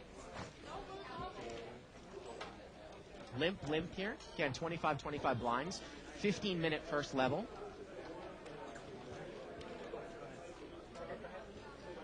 Limped around here. So it's a $100 pot here, Dave. 4 players. 4-way action. Well, Jack 10-8 here. John in seat 5's got top 2 pair. Sam has got a pair and an open-ended straight draw, middle pair in seat 9. And he's in first position, and it looks like he checked. Check. Seat 1 checked, 4-5. Patrick's got 6-7. 100. And I believe that John has bet 100 here. Yep, with Jack 10. Sam makes a quick call here with 10-9. And we are heads up, 10-9 against Jack 10 here. $300 pot. Turn is in 8. John has still got the best hand here with Jacks and 10s. Yeah, his 2 pair do play here. 250. And now Sam is going to come out and bet here from early position, 250. He check called the flop. And is John going to raise him? No, John just calls here, Dave. Just calls. And the river is an 8. And I really like the bet by Sam on the turn. I do. And now Sam is going to bet 300, and I think it's an easy call here by John. Of course it The is. Jack 10 doesn't mean anything. It's the Jack. 8's full of Jacks that he has. And he's just going to call. And you wonder if you can even, could you raise there if you're John with the Jack on the river? I don't think you can. No. I mean, you never know in a tournament. Sometimes you get some really strange play. But you really shouldn't be called by a hand worse than yours. Yeah. So John takes it down there nicely. We got a couple of posts on the 2+2 board saying they're enjoying this. Yeah.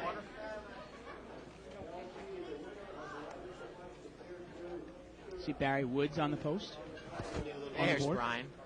Brian straight out of the dealer box into the game. Yep. And once again, we're playing 10-handed. Once somebody gets eliminated, we will make it 9-handed. Button's over here in seat number 9.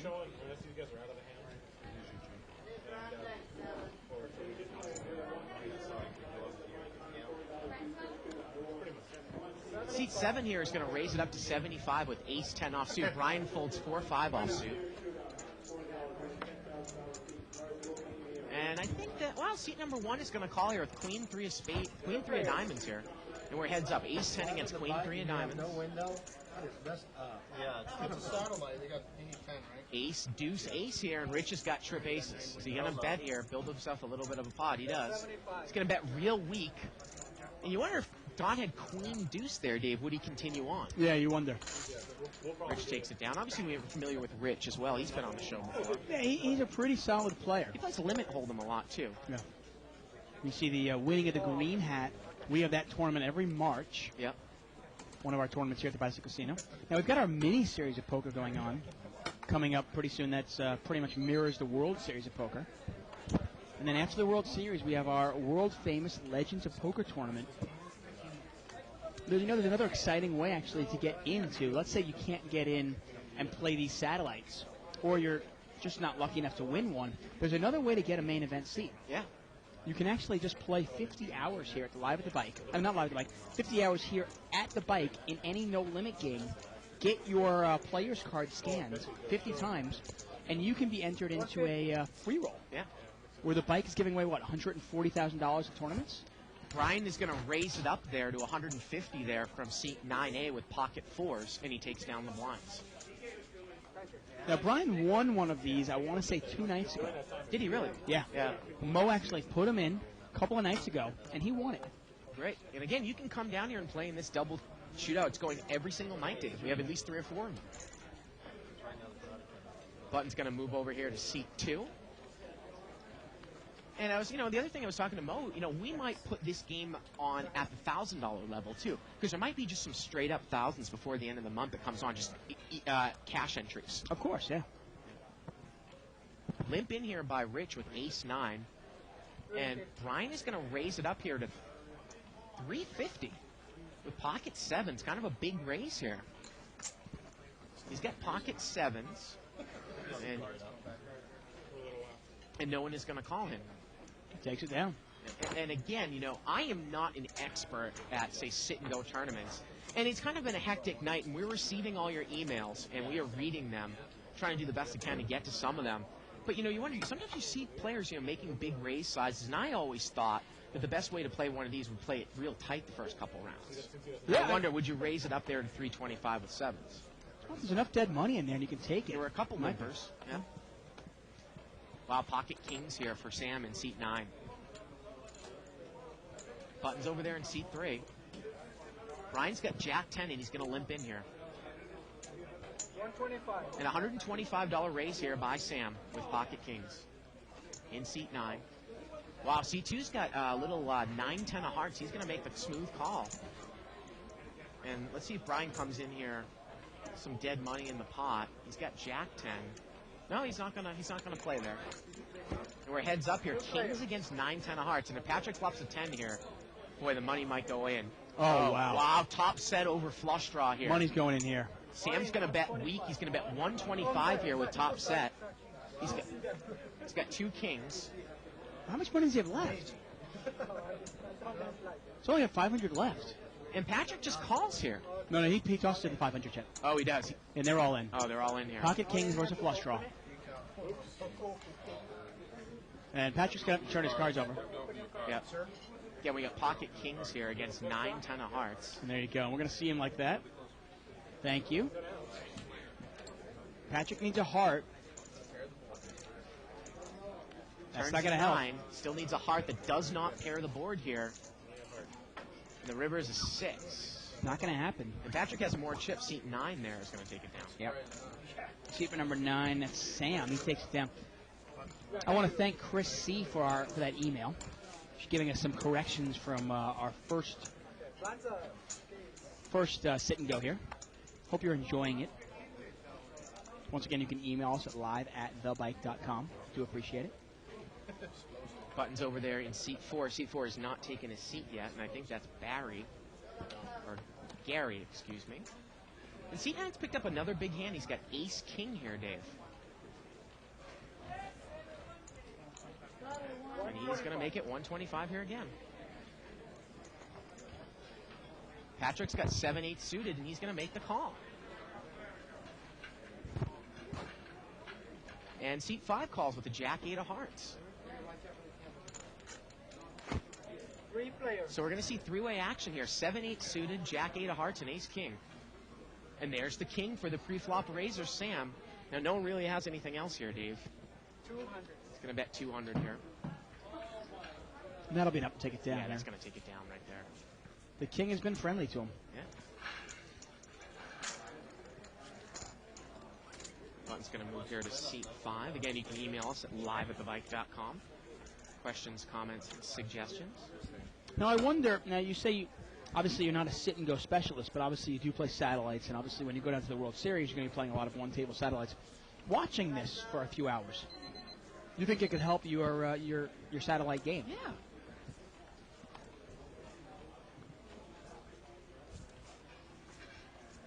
Now, Brian is limped in here in early position with Queen 7 of spades under the gun.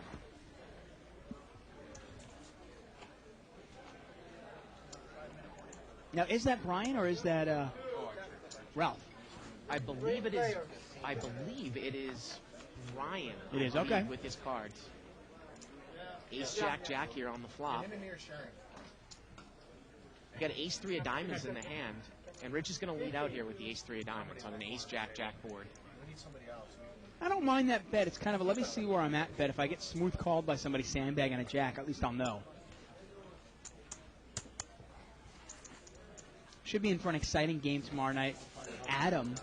Action Adam is Yeah, he's going to be back. tomorrow night. Corporation Mike is going to be back. I kind of have a special treat for Baron Banger Toth tomorrow. Obviously, Baron Banger Toth wrote that article, and we're going to kind of show that to Mike right before the show to get him fuming up a little bit. Where's the picture today? Game's going to be great. Good luck, Sean. When I get down to 2 players, Button's moved over here to seat 6. Gus. Interesting. Seat number 3, Steve, was actually in our game last night. He played it real solid and real tight. Now, obviously, he's going to have to loosen up his style a little bit in this game. He's got King Jack of diamonds. He's going to make it 150 here after a couple of limpers. Not a bad raise. Yeah, I like that raise. Obviously, you got to raise it a little bit more when a couple of people limp in. And with $100 already in the pot, why not take a shot at it? But seat number 1, Don, is going to call with Jack 8 suited.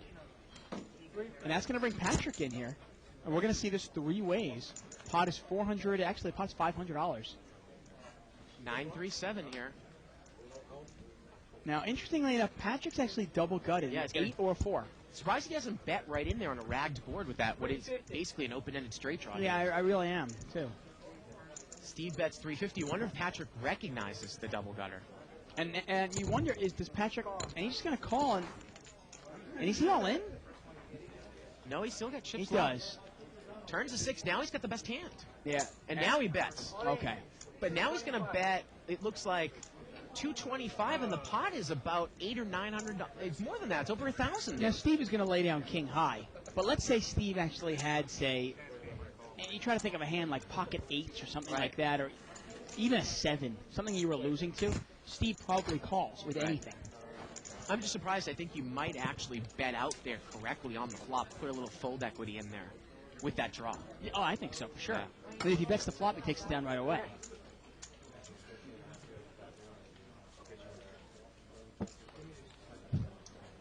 I like that email. I got to read that quote. What is it? Go back one.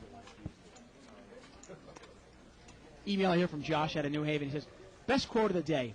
Once again, we're playing 10-handed. As soon as someone is eliminated, we'll make it 9-handed. Yep. Thank you. We have pocket queens here for Rich on the button, Dave. I got to say, I love the emails that come in here. Thanks a lot for everybody that does them. Patrick's going to limp in with king rag offsuit, king 6 offsuit, and I imagine Rich is going to raise this one up here on the button with 2 ladies.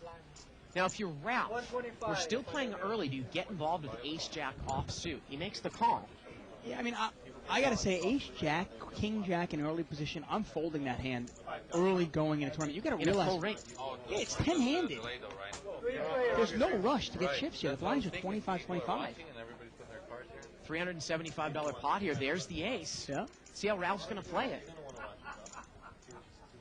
Well, it looks like he's going to lead out here. He's going to net 250. And I got to say, okay, is there any value to leading out there? It's funny, I was actually thinking the same thing.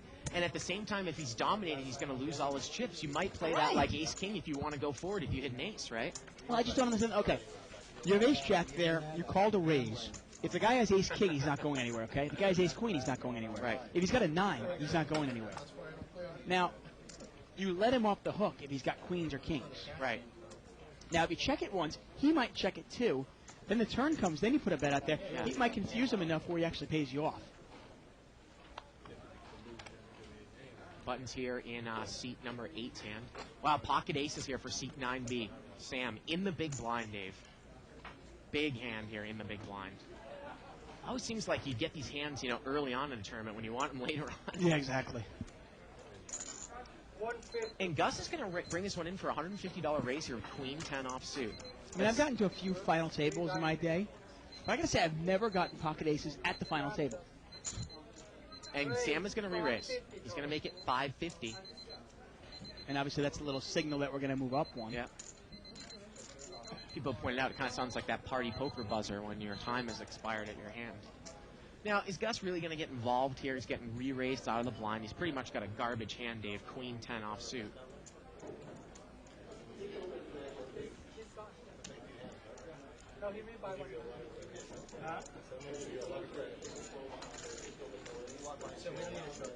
And Sam takes it down.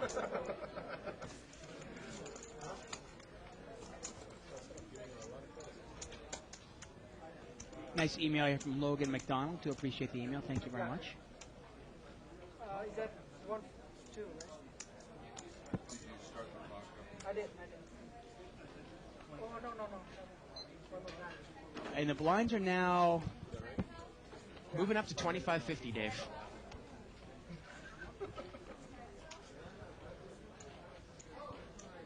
And Brian over there in seat 9A has got the button. And Patrick is going to raise it up here to 275 under the gun with ace-4 offsuit. Now, Gus has got king-queen suited. That's a fairly big raise. I want to thank Mike Miniyasi for that nice email. Do appreciate it. Now, Gus knows Patrick. Would he ever just make a re-raise here? He is behind to ace-rag, obviously. Yeah, I mean, the call. It's awfully early in the tournament to kind of put all your chips at risk. I mean, obviously, we were saying it later on when you're heads up or short-handed and you're short-stacked. Yeah, you got to take a stand sometimes. But at this point, do you really need to? Well, Jack 6-6. Both players miss. And Patrick will probably continue betting here. No, it checks around. Wow. Patrick's still in the lead with the ace. 5 on the turn changes nothing. That's a spot where Gus probably could have taken the pot away. 175. And Patrick puts that kind of a defensive little bet, 175 into it. Gus can't beat anything, though. Can't beat ace high, obviously. Exactly. Can't even beat jack high. He can beat 10 high. I don't think he's going to get involved here. I mean, Patrick might call him here with ace high. That's the thing. I mean, Gus knows Patrick.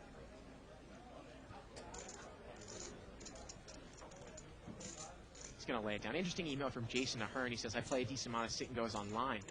And I find that you can play it tight or aggressive either way and still do well. But, of course, you choose how you play based on your table. Also find that a lot of time, large opening raises means middle pocket pairs. I see this mostly in tourneys, not in cash games, which of course makes sense, Steve. Yeah, it does. A lot of people are, I think you see a lot of big raises from people that are uncomfortable playing post-flop. Yeah. One of the reasons why you'll see successful cash game players playing in tournaments and not raising it so much is because they're comfortable playing post-flop play. Button here moves over to seat 9. Obviously, if you want to be successful in big tournaments, you really got to be good post-flop. Limp here. Again, we're in the second level, limp. And Patrick's going to raise. He's going to make it 375 here, and he is the uber aggressor. He's got ace-5 offsuit. Wow, and seat 5 calls here with king-7 of diamonds from up front. Yeah, we are only in the second level. Yeah, people overvaluing king suited. I mean, well, there's the king. Is that what you're looking for with king-7? Well, I think against Patrick it might be. Patrick's going to bet 250. This guy is all in. And it's an easy laydown for Patrick. Well, I don't think it's. I think it might only be $25 more, Dave. Well, let's see how much more it is. Oh, it's more than that. Excuse me. It's about 1,200 more. Yeah, easy 1,275 more. Patrick has absolutely nothing here. Well, and you look at that board. There's no straight draw out there. There's no flush draw out there. This guy clearly has a king. There's no way he can have anything else. And I imagine Patrick will probably lay this down.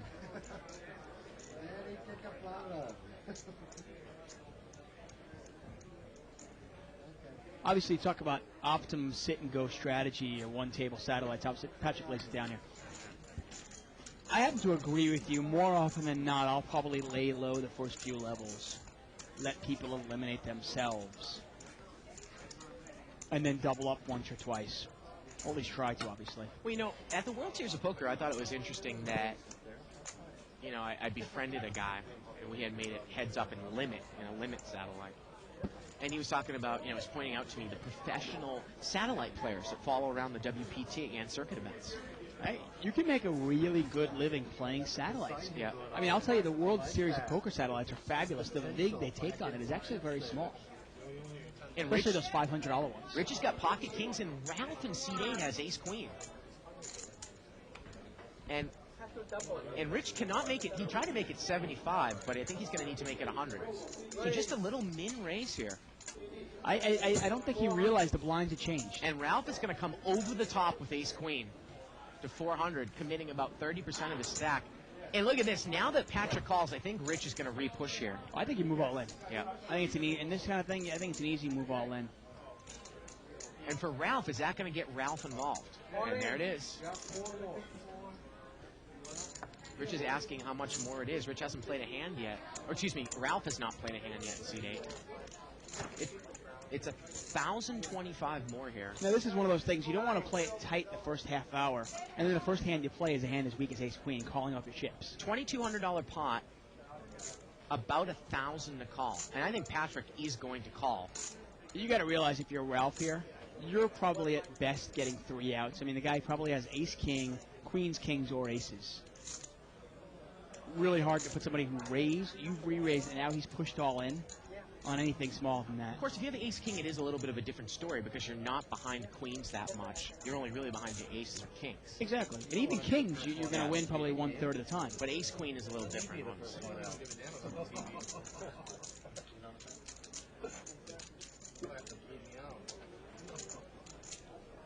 Ralph saying, I don't want to be the first one out here. One of my favorite things to do in the satellites is I love doing last longers.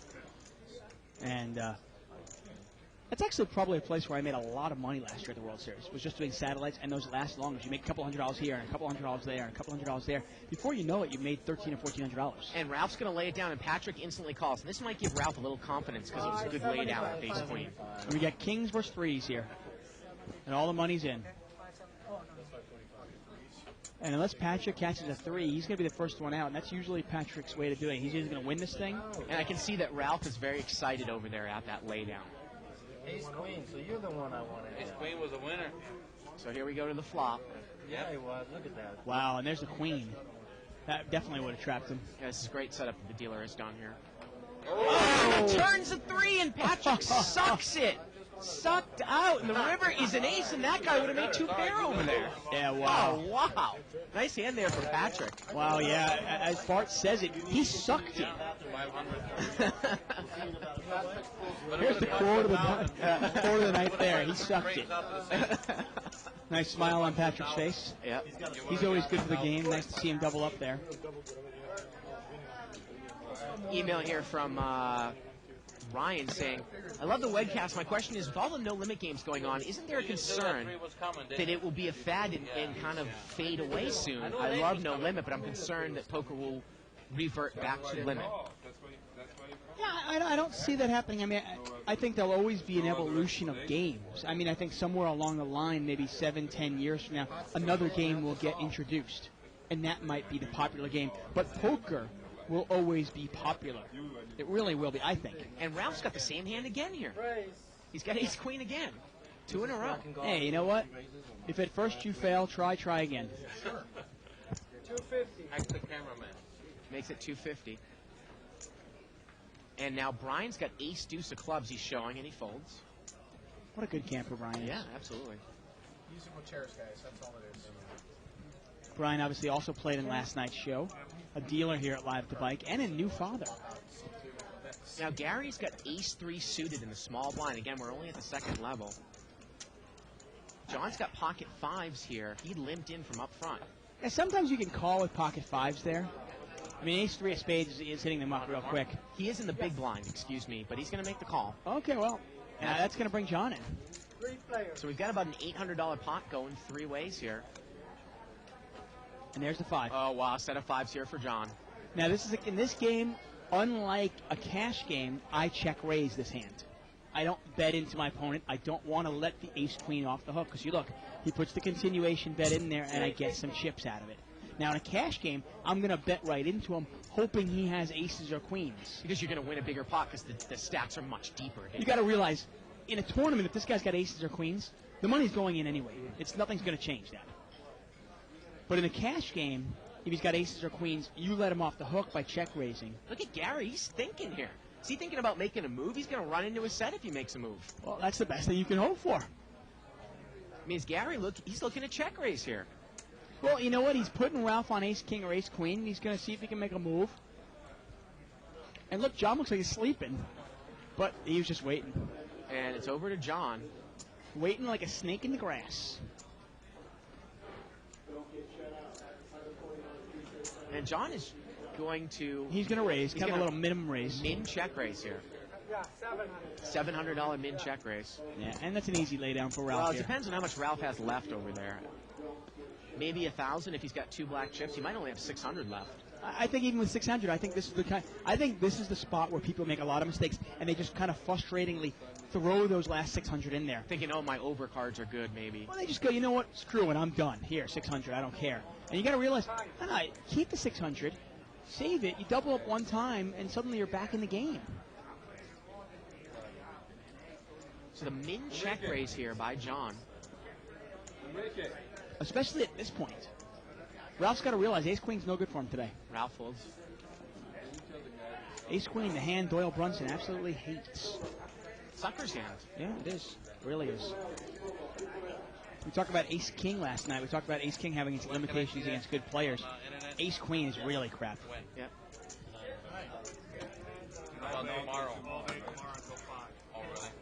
Putt moves over here to C3. Once again, you're watching Live at the Bike. I'm David Tuckman here with Bart Hanson. You're watching a double shootout. This is the first tier of a double shootout. Yep. And the winner of the second tier will get a seat into our Legends of Poker main event, $10,000 seat. And now Ralph is going to push in here with King-Jack offsuit. And see, I like that better. I mean, at least you're saving your chips for a better time. He still has about 12 times the big blind. Is that push mode there from up front with King-Jack offsuit? You wonder, it's just, I'll throw it out at you. If you push there with King-Jack that much, are you ever going to get called by a hand that doesn't dominate you or beat you? See, that is the problem. You're right. The only thing, I guess, sometimes people will make the argument, well, you know what, maybe you get called by pocket 10s or pocket 9s, and yeah, you're behind. But what you need to do is get lucky, double up, and then you can start playing poker again. I don't know. I mean, I think it probably is a little bit early to start pushing. But Just my 2 cents. Button moves over here to seat 4. And look what Ralph has again here in seat 8, Dave. Ace Queen again? Ace Queen again. Wow! This is comical almost. Unbelievable. And now you might actually push, making it look like you're on tilt. Well, he's pushed twice, 2 times in a row. Yeah. And I think if he pushes here, nobody's going to call him again. And sometimes if you push enough times in a row, people will think you're tilting. And they'll call you with a hand as weak as King 10. Which is in seat 4's hand on the button. Now, Ralph is raised. Well, look at Patrick's thinking about it with King 6. And Patrick calls. No, he's going to re-raise him. Wow, and he's going to re-raise him. And all the money's going to go in here pre-flop. Now, Patrick is drawing live here, obviously. It's live cards. I think Ralph is going to push. And this is about a 60-40 situation. Ralph is about a 60% favorite over Patrick. There's the push. 3-2 favorite. Ace Queen against King 6 here. We saw one of the kings was dead with King 10 on the button. And Ace Queen just has not been Ralph's hand here so far tonight. This is the third I'd be time. real surprised if he won this. Really? Well, Jack 310. And 6 is going to come, I'm pretty sure. Yeah, there it is. Oh, look at that. The turn's a 6. If Patrick had the king, it would have been a straight. Oh, but the river's an ace, and Ralph rivers Patrick. Wow. I knew the 6 was coming, man. I just felt it. Because, obviously the king is no good there. The king's no good on the turn. Right. Oh, right. Wow. Yeah. What a terrible flop. That would have been, Patrick. I mean, that's a 3-outer. Yeah, that's a terrible, terrible flop for Patrick. Yeah. Patrick still has chips, though. Yep. Because of his double up with pocket 3s. And those are risks that Patrick will take. He'll go, you know what? I got a couple of live cards. I'll take a chance. Maybe I can get some chips. And if Patrick gets chips in this kind of format, he's dangerous. Yep.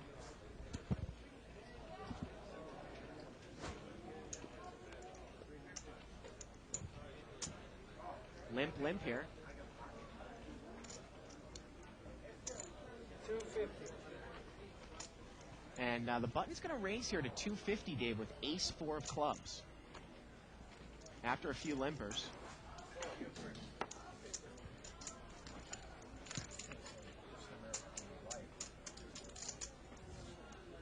And that might get it done here. I don't know if any of these guys are going to call with these hands out of position. Not. Wow, Gary's going to move all in with 8-9. He's pulling the limp re-raise in the cutoff. Do you buy it? There were 2 limpers in front. I mean, wouldn't you think he would raise in the cutoff with a hand, and now he's Problem is those, re-raising? I understand if you don't buy it, but couldn't he have his hand as weak as ace-9, ace-8?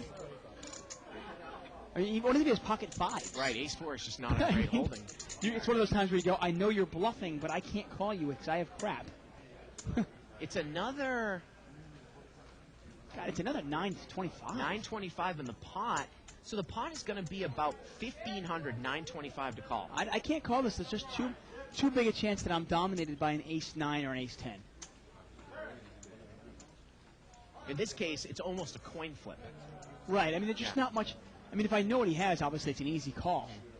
But the pot really isn't laying you all that good, but he makes the call. John is going to call, though. I guess he feels that he's pot committed, and he's going to call this. I mean, in my eyes, it's a real questionable call. It was just an interesting hand, because I just don't buy that Gary has a strong holding the way the hand's Me laid neither. out. Yeah. Here we go. Well, there's the 8. Gary takes the lead here. He's way in front, turns a 9. 2 pair there, and I think John's drawn down. Yeah, that's it. Yeah, it's over. Yep, Gary takes it down. Now, the interesting thing I'll say, it's one of those times where you go, yeah, I don't buy it that he has a strong holding, but calling off my chips with ace-4, it kind of goes the same way we saw Chris Moneymaker in 2004 World Series, right? Yeah. No, 2003 World Series, when Chris Moneymaker called, what's his name? The Swedish guy. The big guy, you know. Yeah. Tomer Espinita, I can never get that one. I'm sure, but anyway, called him. He had Tomer. Yeah. Tomer Benevenista. Yeah, there you go. Yeah. Had moved in with Jack 10. And Chris Moneymaker called him with ace deuce. Ace deuce is, I knew Tomer was weak, but what are you in front of if you've got ace deuce? Well, that was the thing. I'm like, weak is ace 5. Right. Weak is ace 7. Weak is pocket 4s. Right. None of which you can beat. Right. I mean, I don't understand the play there. Same as I really don't understand the play here. Now, obviously, it worked for Chris Moneymaker, and this time it didn't work for John. Blinds are up here, third level, 5,100 in the blinds. Interesting post here by Jado. Yeah, I'm curious. He says, I believe that last night's winner of The Apprentice is the nephew of the Live at the Bike wild player, Dimitri. According to The Apprentice, British recruitment consultant Sean Yazbek, 33, has won the U.S. version of The Apprentice. Ronnie, any relation? Wow, it is an interesting math question here. Rich has moved all in. Blind against blind here. He's moved all in with Queen 9 of clubs. It looks like it's 400 more. Ralph is not going to gamble up there with 3-4 hearts.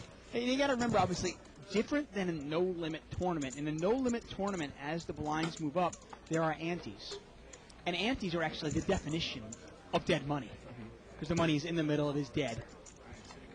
And in those cases, oftentimes if you're in the big blind and you have a deep enough stack, sometimes you can be getting 3.5, 4 to 1 on your money, and you almost have to call with any 2 cards if it won't really kill your stack. But in this game, without antes, you're rarely getting that much. Plus, you don't want to gamble 400 because that's a third of your stack. Exactly.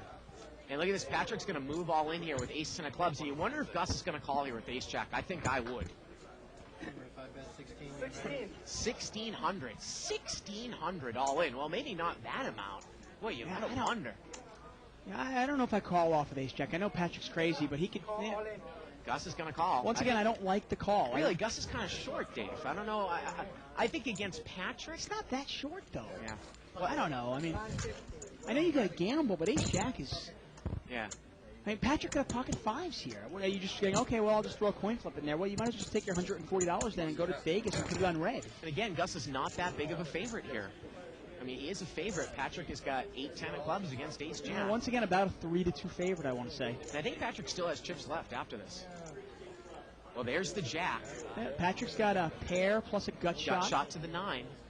Turn is a queen. Could catch an 8, a 10, or a 9 here to win. And the river is a deuce, and Gus is going to double through there with ace jack. You know Patrick's a crazy player, but crazy players get hands too. Wow, that's pretty cool. So Dimitri's nephew.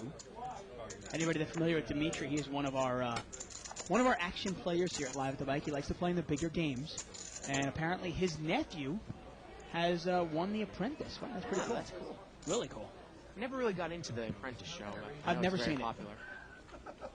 I don't peg you really as a big reality TV guy, Dave. I watch poker. Right. That's reality, right? Pocket threes for Steve. And Steve very much, and he's going to move all in here. 825. And he's all in for 825. Pocket threes. Time. John is thinking about it with ace 6 of spades. Wow, again, we've just gone through that. I mean, so many times, and I think it might be the WPT short-handed syndrome, and people can email us and see if I agree. So many times people overvalue ace rag in a full ring tournament. Of course, because what are they watching on TV? They're watching 5-handed and 4-handed play with escalating blinds. This is still 10-handed. Right. And it's funny, sometimes these satellites go about an hour and a half, and sometimes they go 3 hours. And hope for the best. And this one's going pretty... I'm tired. Patrick's getting bored, I guess. Patrick is moving all in blind. He's moved in 650, and he's hoping for the best. And he's got a 5 and a 6. And who is going to call? Well, now if you have ace 9, you probably 3-bet ace 9 or higher, Dave.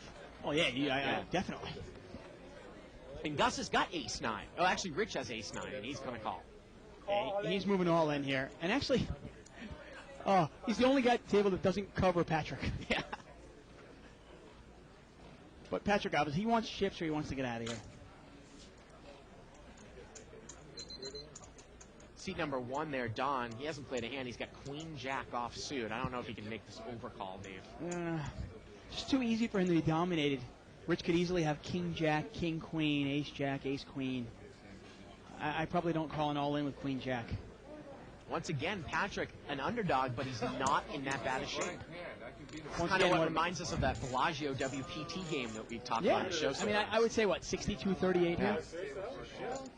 Somewhere right around there, and obviously we're guessing. For the fold equity, but if you get called by an ace and you're not dominated, you're in a horrible shape. If you want to check it out, you can actually go to the website, our website.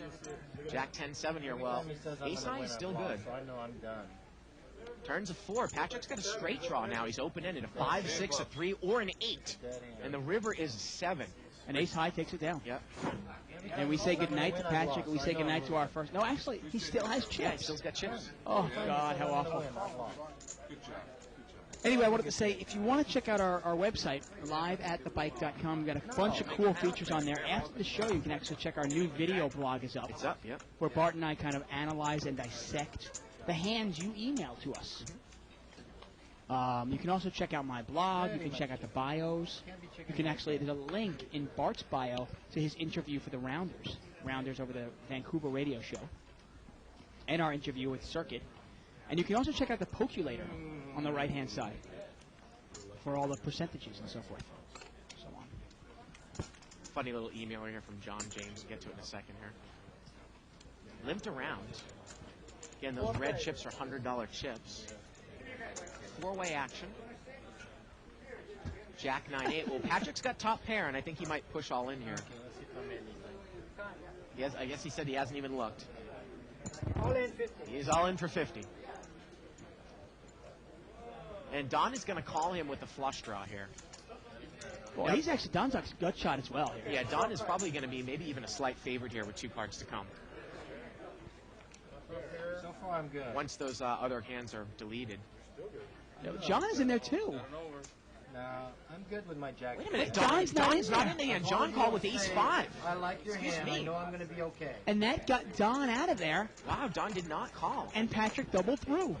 I got confused. I thought Don was in seat 5 there. You'd figure he would. Patrick wins.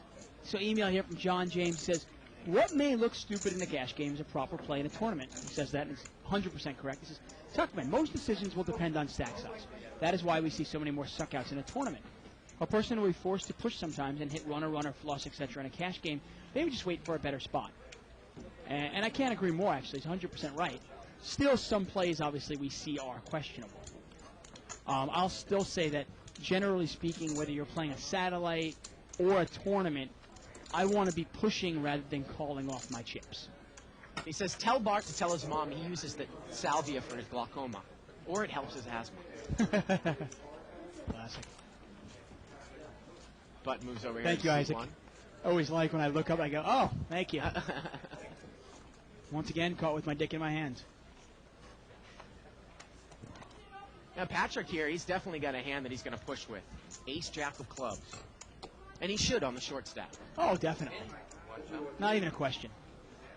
Rich looks like he's going to make a little raise here. No, he's going to limp in with queen 9. Even better, there's more dead money in there for Patrick. I would 100% of the time move all in here with Patrick's chip stack. And he is. And he's got 500 chips. And I think Rich is going to call, Ralph, excuse me, is going to call him. With queen 9? Yeah, he makes the call. I have to call. Okay. Sorry, just give me your chips. Oh, again, though, Ralph is not in that bad shape here. I mean, Patrick's ahead here with ace high. No, pretty much another race type situation. There's the 9. Patrick could catch a 10 here, an ace or a jack to improve. And there's a 10. And Patrick's got a straight. Now, Ralph could catch a jack to win. The river here is a 5. That would be something, huh? It's almost comical. Patrick is going to double through again. Another one who figured I had nothing. I don't know. Well, they're right about half the time, right, Patrick? They always figure you have nothing, and about half the time they're right. Button moves over to seat number 2. Small blind is Steve. And once again, Steve, I was talking about it last night. He played so solid and so tight, and that kind of strategy really does work in a cash game. You got to play a little more aggressive in a tournament type format because of the escalating blinds. Seat number 4, Gary. He's in the big blind, and John is on the is under the gun. Ace King here for Gus in second position. I want to thank John James for that email. Appreciate it. Get a limp in here from John with queen 9. And Gus has got raisin chips in his hands. And he's going to put a little raise in there. He makes it $5.50 to go. Once again, the black chip is a $500 chip. The blues are $25, and the reds are $100 chips. And I don't know if anybody's going to call this. It doesn't look like it. No, nobody's going to call this, and Gus takes it down. And obviously, one of the reasons why we don't do tournaments here is we like to do the cash games because we like to see more strategy. And we think that generally we want to see more post-flop play. We want to see play on the turn, play on the river. And obviously, most of, like when you see a one-table satellite here, most of the play is pre-flop. There aren't many decisions being made on the turn and river. But we thought kind of as a treat for us and a treat for you, we would show you this. Let us know what you think. Email us at live@thebike.com.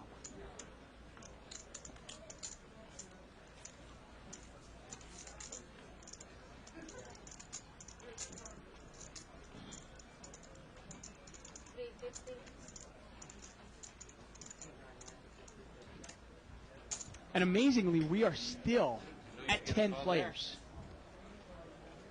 That's because I don't know how to play, so you figured that I would call. Everybody at this table is a pro. I'm just an amateur. Well, ace-10 against queen-jack of clubs here. Well, that's a pretty big flop for Patrick. All the money's going in here, Dave. Ace-10, top pair, and Patrick's got clubs. Yep, and once again, Patrick. And Patrick's a favorite here on this flop. Yeah, well, he's got overcards plus the club draw. Yeah. He's got 15 outs to the win. Nothing. Nothing. Ace-10 against queen-jack of clubs. Patrick's a slight favorite here. And the best thing for this game would be if Patrick won this hand. Turn to 6. He needs a queen-jack or club here.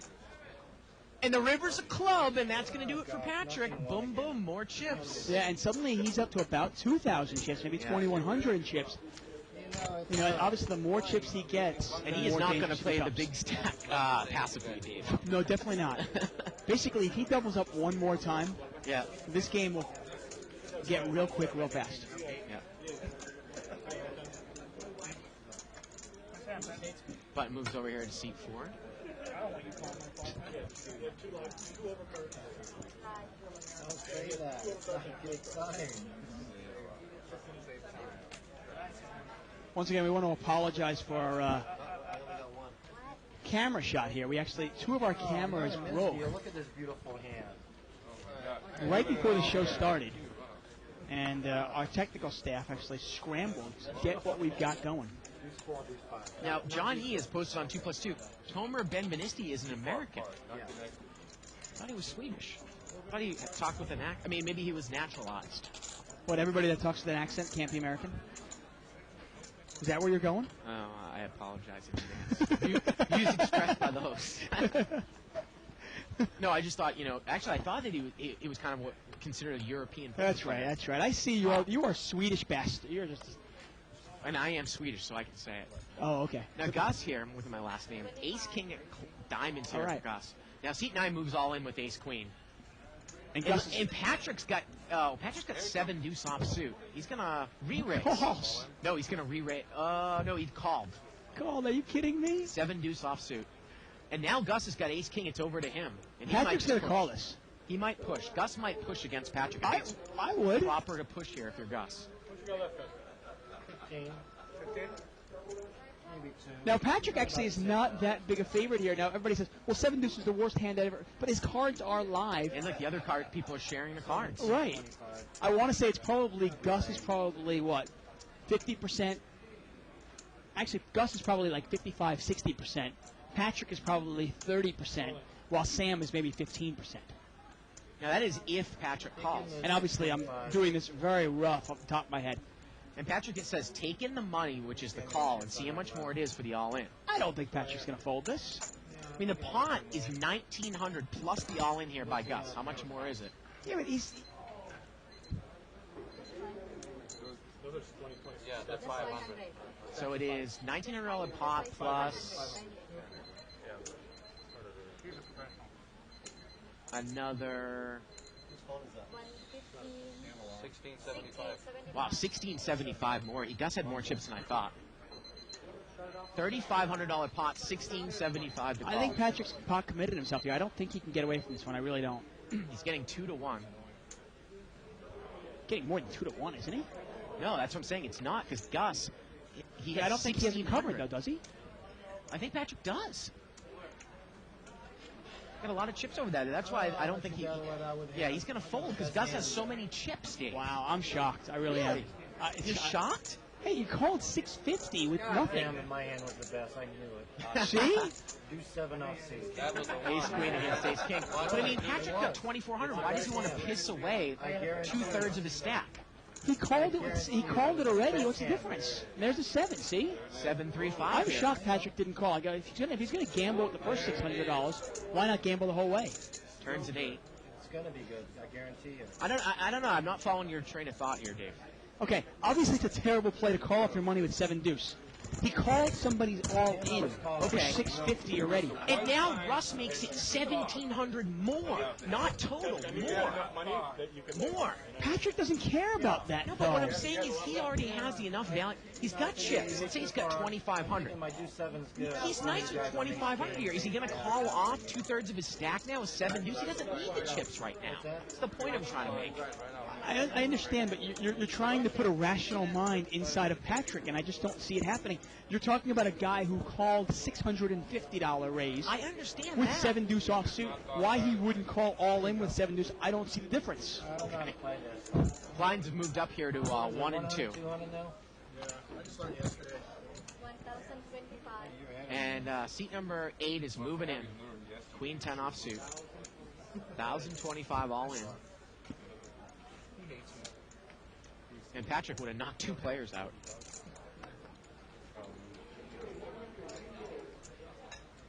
I mean, I got to tell you, for the record, I am surprised he didn't call. I really am.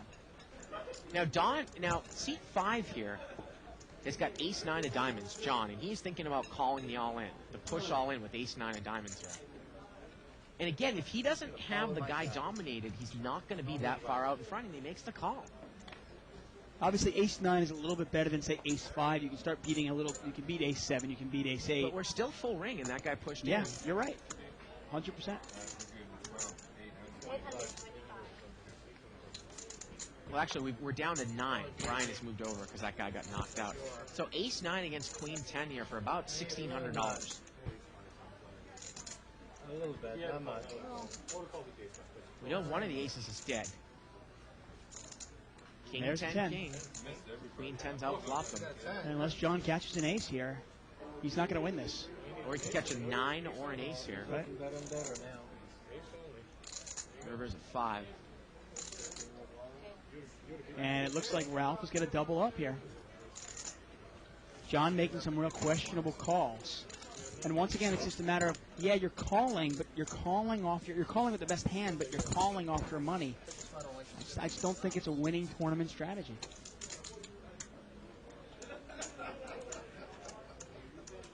Button moves over here to Gus in seat 6. 100, 200 in the blinds. Brian has played it pretty tight here. Seat 9. Well, the table's so crazy. He's kind of waiting. Now, the funny thing is the blinds keep escalating, and since we still have all these players, you're going to see chips flying around really quick. You're going to see a lot of just pushes and all-ins. Gary's got a pretty good hand here, one off the cutoff with ace, queen of hearts. And Patrick here, this time he's in trouble. Because he's got queen 6 of diamonds, and I think Gary might push, and this time Patrick is dominated here. Patrick makes it 500 here, and I think Gary's probably going to push here. I think he only has about 1,200 left. And that's not a bad way to play this game. You sit there, you kind of wait in the grass, you wait for an opportunity, then you put all your money in with the best of it, you double up, and then suddenly you have a lot of chips. Yeah, Gary's going to raise. You might as well just move all in here. I mean, what are you going to do? Make it 800? All in. Yeah, exactly. Yeah. And I think Patrick, at this point, once again, I think he's pot committed himself. I don't think he's going to go anywhere. And that deuce 7 hand might have, upped his gambling spirits here. And that was my only point. I mean, obviously it was a terrible play. Just for the record, by the way, I remember we were talking about the World Cup, which starts in just a couple of days. England's first match is versus Paraguay on Saturday, June 10th. No, Patrick folds. It was 1875 more, and again, I think that we might be... How much does Patrick have left? Yeah, I think he might have still over 2,000. No. No? Yeah, well, I mean, He doesn't have 200 left, does he? 1,200. Okay. Somewhere in the middle there. Yeah, we started here with 1,500. Yeah, Germany's first match is Costa Rica. England versus Paraguay, and obviously the U.S. takes on Czechoslovakia on Monday. Tough first round match. Oh, that's a huge. That's basically their whole tournament right there. If they somehow can eke out a win or even a draw against Czechoslovakia, that's huge. They could lose, draw to Italy, and beat Ghana and still get in. Patrick's going to raise it up here. King Jack offsuit. I know I'm going to go to my favorite English pub, get myself some bangers and mash and a couple of good beers. What, to watch the English game? I'm going to go every day. I'm going every day. Oh, yeah. I am literally going every day before work. And Rich is going to call with King Queen offsuit. And Patrick's in trouble here. But I don't think that Rich has Patrick covered. I think Patrick still might have some more left. Yeah, this is the first time Patrick's actually really dominated. This is one of those things you don't want in a tournament. You just really want live cards. At least you can hope for something. And there's the queen. I mean, Patrick needs a 10 here or running jacks. He's got a gut shot. Turns a 6. Yep, only a 10. River's a 5. Not going to happen. But Patrick still has chips left. You ever heard of the pub in Santa Monica called Cock and Bull? I've heard of it. I've never been there. That's a nice English place to watch like Premier League soccer and such. Is there a place in Burbank you're thinking of? There's actually another place in Studio City that I like to go to. There's also a place actually in Sherman Oaks that's really good. Yeah. A couple places. There's one on Ventura Boulevard. I'm blanking on the name actually.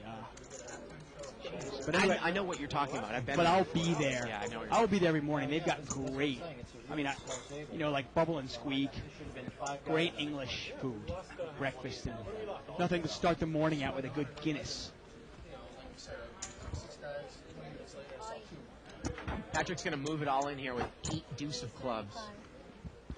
Looks like 375 here, and it looks like his luck might have just run out here. How much? 375. And John is going to call, or he's going to re-raise with pocket deuces.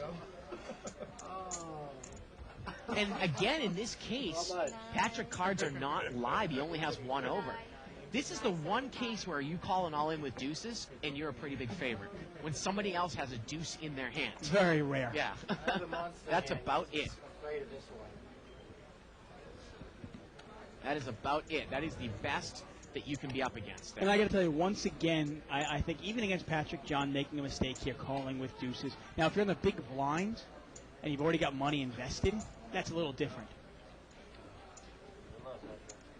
But basically, you're just gambling with deuces. I got 575. C1 to be quiet. How much? 375. And John's going to get a little refund here. Patrick's going to get lucky. And it looks like, unless something strange happens, we will lose our second player. You know I got you beat right now. You got me. That's right. I know. You got me. Here we go. You got my deuce. Patrick really needs to get an 8. Yeah, Patrick's in bad shape here. Or running straight. Actually, he could catch a... Yeah, oh, no, I was going to say running pair the board here. Damn it. Look at that. Deuce. 4. What's the 4 going to do? Obviously, if you had seen, like, let's say it was Queen 6 Queen, and then it came like 4-4 counterfeiting John's pair. And they would chop it up with a jack on it. Exactly. I saw that deuce. I said, I'm finished. I'm out. I mean, I can't have it. When 2 people walk away and they're not gonna honor He just dropped it. He just set him down right on that little car right there. And we're down to 8. The water? We could just put down this messed up. Once again, you're watching a double shootout here. This is a 2-tier No Limit Hold'em Championship satellite for a seat to our World Poker Tour main event in August. He paid. It's over there. You're right. I think it's on the table. Yeah, I know. I saw it. He was just joking about saying, fuck it. They're talking about, they thought that Patrick welched on the last longer, but he did actually give the money. Yeah, you can say a lot of things about Patrick, but he's usually a pretty honorable guy, I gotta say that. Gary raises here with ace deuce of diamonds. And Steve has put himself in a spot where he's got pocket 5s. And I gotta tell you, sometimes with pocket 5s here, if you're short and there's enough money in the pot already, you can push here and take chances. And in this case, he's in great shape. One of the few chances where fives are actually in great shape. And sure enough, Steve is going to push all his money in here. And he's a big favorite. Gary's only got one overcard. And we know one of them was dead. And this pot's going to be about, I want to say, 2,000 chips. We got 5 versus ace deuce.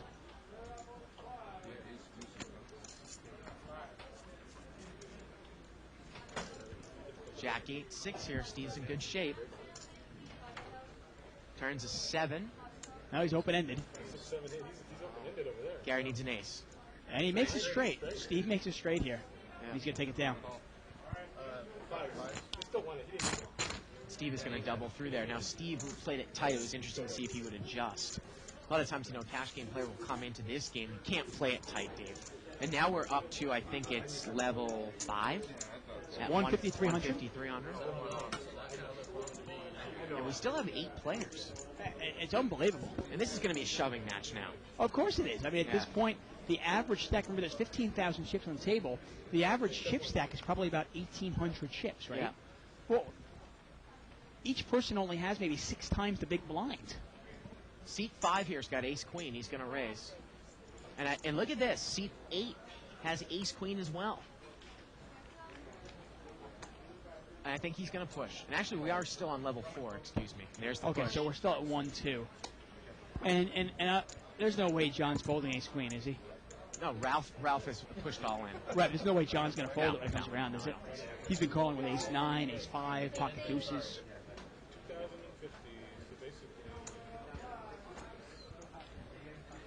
Seems like the emails are coming pretty much 50-50. Yeah. Half the people liking cash game better. Half the people liking our sit and go better here. Rest assured, though, that we are primarily a cash game show. Tomorrow's going to be 20-40 Huge game. A lot of fun tomorrow night. And this this is going to get chopped up. Let's go. Move on. Just do it. They don't need to talk. Yeah, I know, but it's over here. We're chopped. Oh, hold it. Chop it up there. Yep. Now, normally we only have about 15 minutes left in the show, but we are going to continue on with this. And I would even say, even though there's still 8 players, I'd be really surprised if this goes past 10-20. Yeah, no, me the too. blind sizes. Me too. Bud moves over here to seat number 3.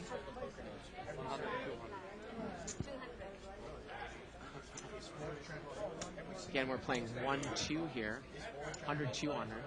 King Queen for seat number 4. Gary's got King Queen in a small How about blind. this? Brian's got ace king here. First hand he's picked up. And I think he's going to make a sizable raise here from up front. Man, you see how tight Brian played it. Brian picked up a couple of blinds early on, and then he kind of just sat and waited and waited and waited, and here's going to make a move. That's the one thing you can do in these satellites. You can wait for the cards. And Brian has just moved in here. 1100. 1100. You wonder if Gary's going to call an all in here with king queen. Yeah, see, I like to push with King Queen. I don't like to call with King Queen. But Gary calls, and he is in horrible shape. Yeah, that's just I'm sorry, that's a terrible call. Still, we're still only 8-handed, remember. That's you don't call King Queen. You can push with anything. You can't call with King Queen. And he is dominated here. Especially against a guy who hasn't played a hand all night. And there's the king. And there's a 5 there. Gary's going to need a queen, only a queen. No, it's not going to happen. And you see how Brian played it here. And that's actually not a bad way to play these sit and goes and these one-table satellites. You kind of sit and you wait and you wait. You get a big hand. You let somebody else make a mistake. Suddenly now he's got $2,600 in chips, 2,600 chips.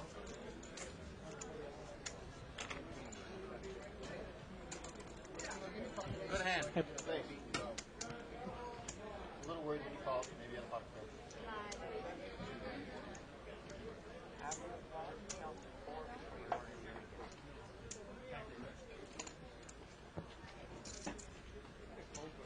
Button moves over to seat number 4. Small blind, 100. Big blind is 200. And that's going to make Rich under the gun. He's not going to play. Ralph's going to take a peek at his cards. He's not going to play.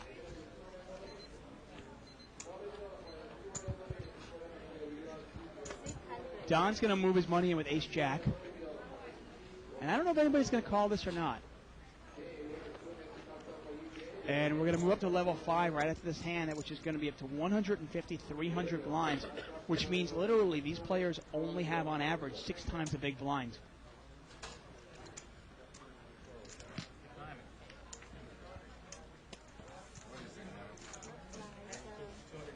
Okay, 150, 300.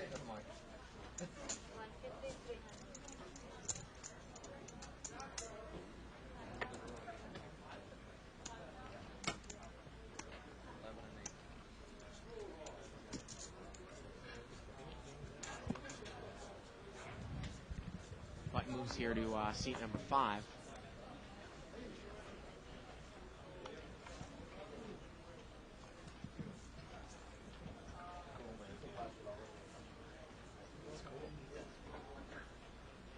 Gary with ace-king here. Now, once again, the blinds now are 153. And with these stack sizes, nobody is real deep. And now Brian is probably the chip leader. I want to say he's got about 3,000 chips. Nobody's got a lot here. Really nobody.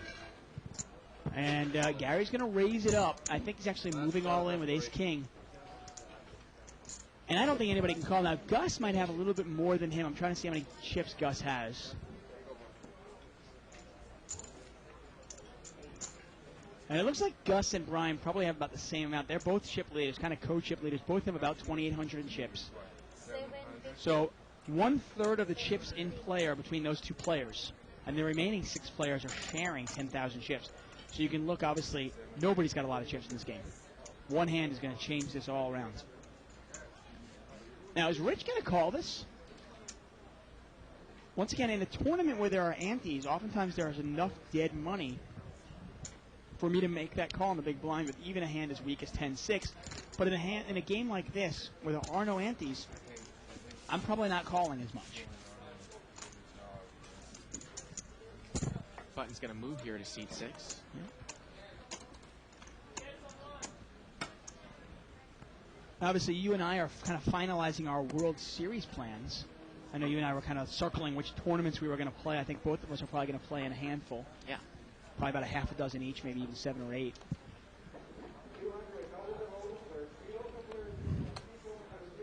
I think last year I played in 7 tournaments, including the main event. Probably playing the same amount this year. Steve is going to raise it here. He's got pocket 9s from seat 3, and he's going to move all in. Let's not get cute. Just do that. Now, Gary's got ace-7 suited. He easily folds. Counted no smaller raise. Move all in here for 1,650. We are up to 150, 300 blinds. I got a post here from Scott Miller. He's saying it's Pickwick's on Ventura Boulevard. No, it's the wrong one. It's actually, there's an English pub on Ventura Boulevard in Studio City. And that's the one I'm talking about that I'm going to be at. So if you want to hang out with me and watch the World Cup, come on down. That's where I'm going to be. Especially when England is playing. If England is playing, I will definitely be there.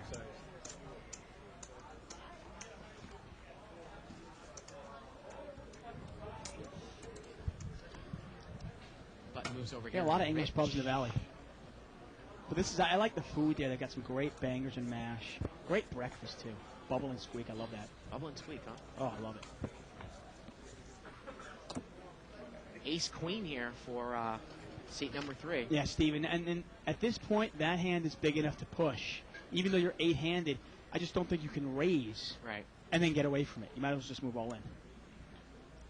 Again, we're playing 150, 300 blinds. Interesting email here from Mauricio, and I'm going to get to it in just a second. Steve's going to raise it up here to 1,000.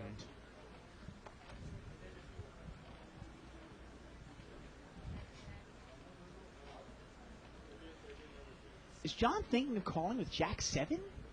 Gary's got Jack 10. See, oh, okay. I thought it was at the John now. I was wondering exactly. John's got Jack 7. I don't think anybody can make this call now. No, it doesn't look like it. Now I'm going to get to the email. He says, Dave, you said several times that people make a good living playing satellites. Can you explain how? And I was actually, if you go into the World Series, or really any of these, when you play a satellite, you get tournament chips, which obviously you can use for the tournaments, but you can also sell to tournament players.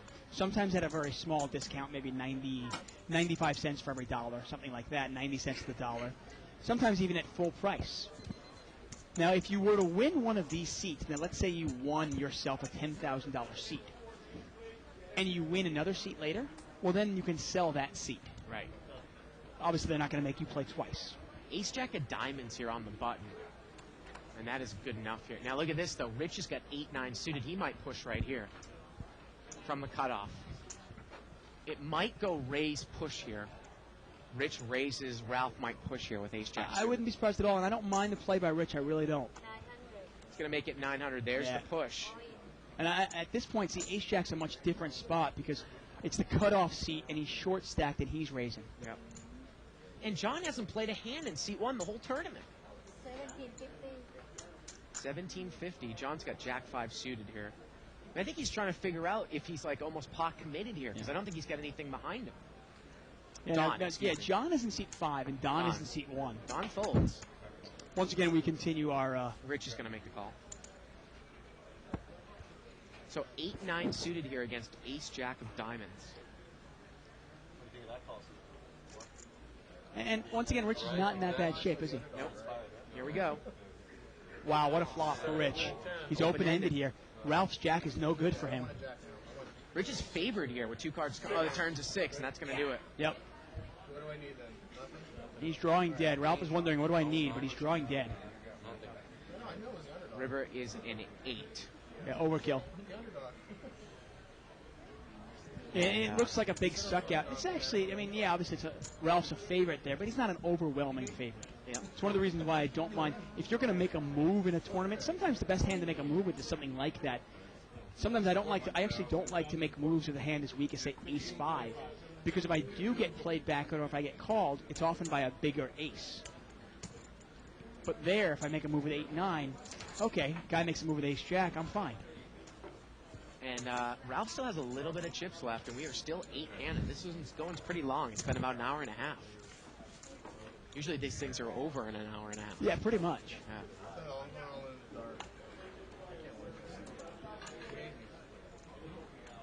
And Ralph is all in here in the dark, he says. Which I don't quite understand that because he's got about 5 hands to look at his best one. Why this one? Well, that's kind of the, the lament of a tournament player, where they just go, you know what, I'm giving up. And he's got the good old 6 deuce offsuit. Now, nobody else, wow, look at this, Ace 10 of hearts here for seat 5. He pushes all in. Now, Brian's got Ace 10 on the button here, Dave. Yeah, I don't think you can call. Once again, Ace 10 is more of a pushing hand. I don't think you can call with Ace 10. Do you? Well, 8-handed, he's gonna fold. Yeah.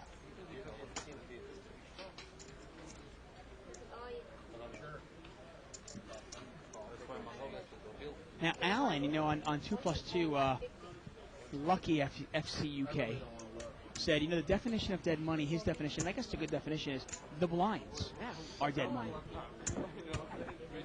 You got a pair of aces, don't you, big man? So Ace 10 here against Deuce 6 offsuit. Oh, Ralph's got live cards. Aces? Pot is about 600 chips. This is good. You know what? Doesn't he get his change? Because he's old. Only he owe 150. And I do understand the old any 2 card theory, but I got to. Oh, John flops a royal flush, Dave. Are you kidding me? Is Ralph drawing dead? That's amazing. What are the odds of flopping a royal flush? I've never flopped a royal flush. Have you? Never. Flopped a royal flush? I did make a 2-card royal flush one time, but he flopped it. I've had 2 straight flushes in my life. I've never even had a royal flush. 2-card straight flushes, right? Yeah. I've had 2 straight flushes in my life. I've never had a royal flush. Certainly not flopped one. Wow. Unbelievable. Flops a royal flush, and then there were 7. Right. Wow. And so the average chip stack will jump up to about 2,200 here. Brian's going to mosey on over to seat number 8. That's the best flop. I've never seen it flop. No. I've never seen a royal flop. I've seen it flop. Email here from John Wu saying, is there a possibility we could ever cover the final table of a bike event on this table? And there actually is a logistical contract problem because the bike is a WPT casino, as Brian moves all in here with Ace 10.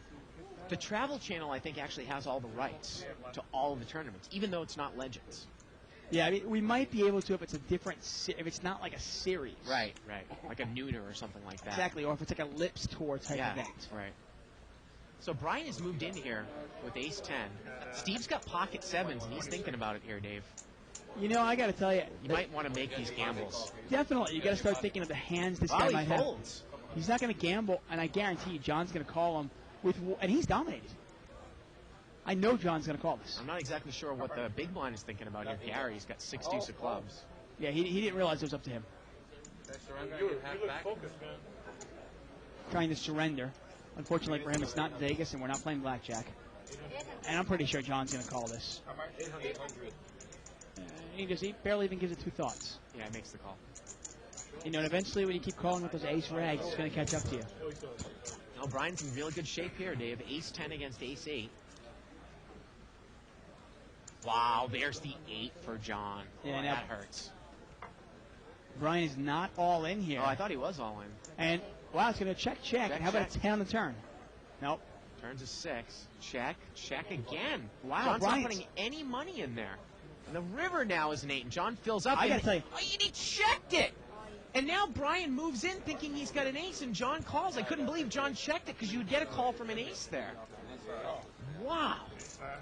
He checked the 8 at the end, Dave. This man is on fire. That's unbelievable. I don't know what to say.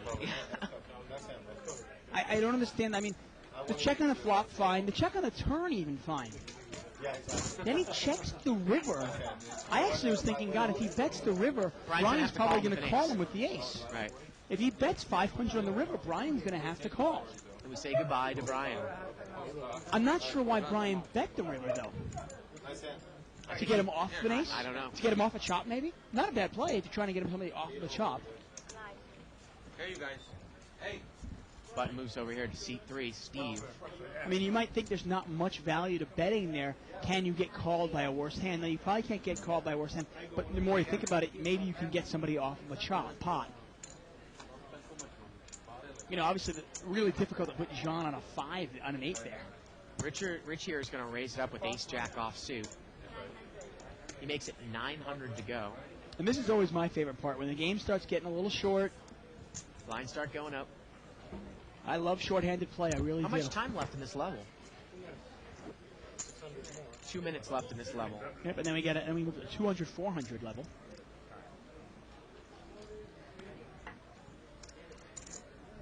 John's going to fold here.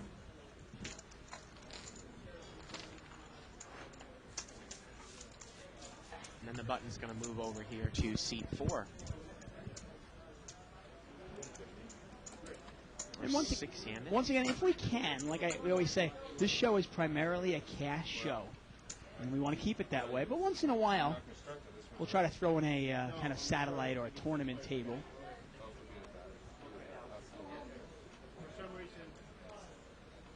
Ace-queen here for seat 1. He hasn't played a hand all tournament. And now he's going to push in. How much does he have left?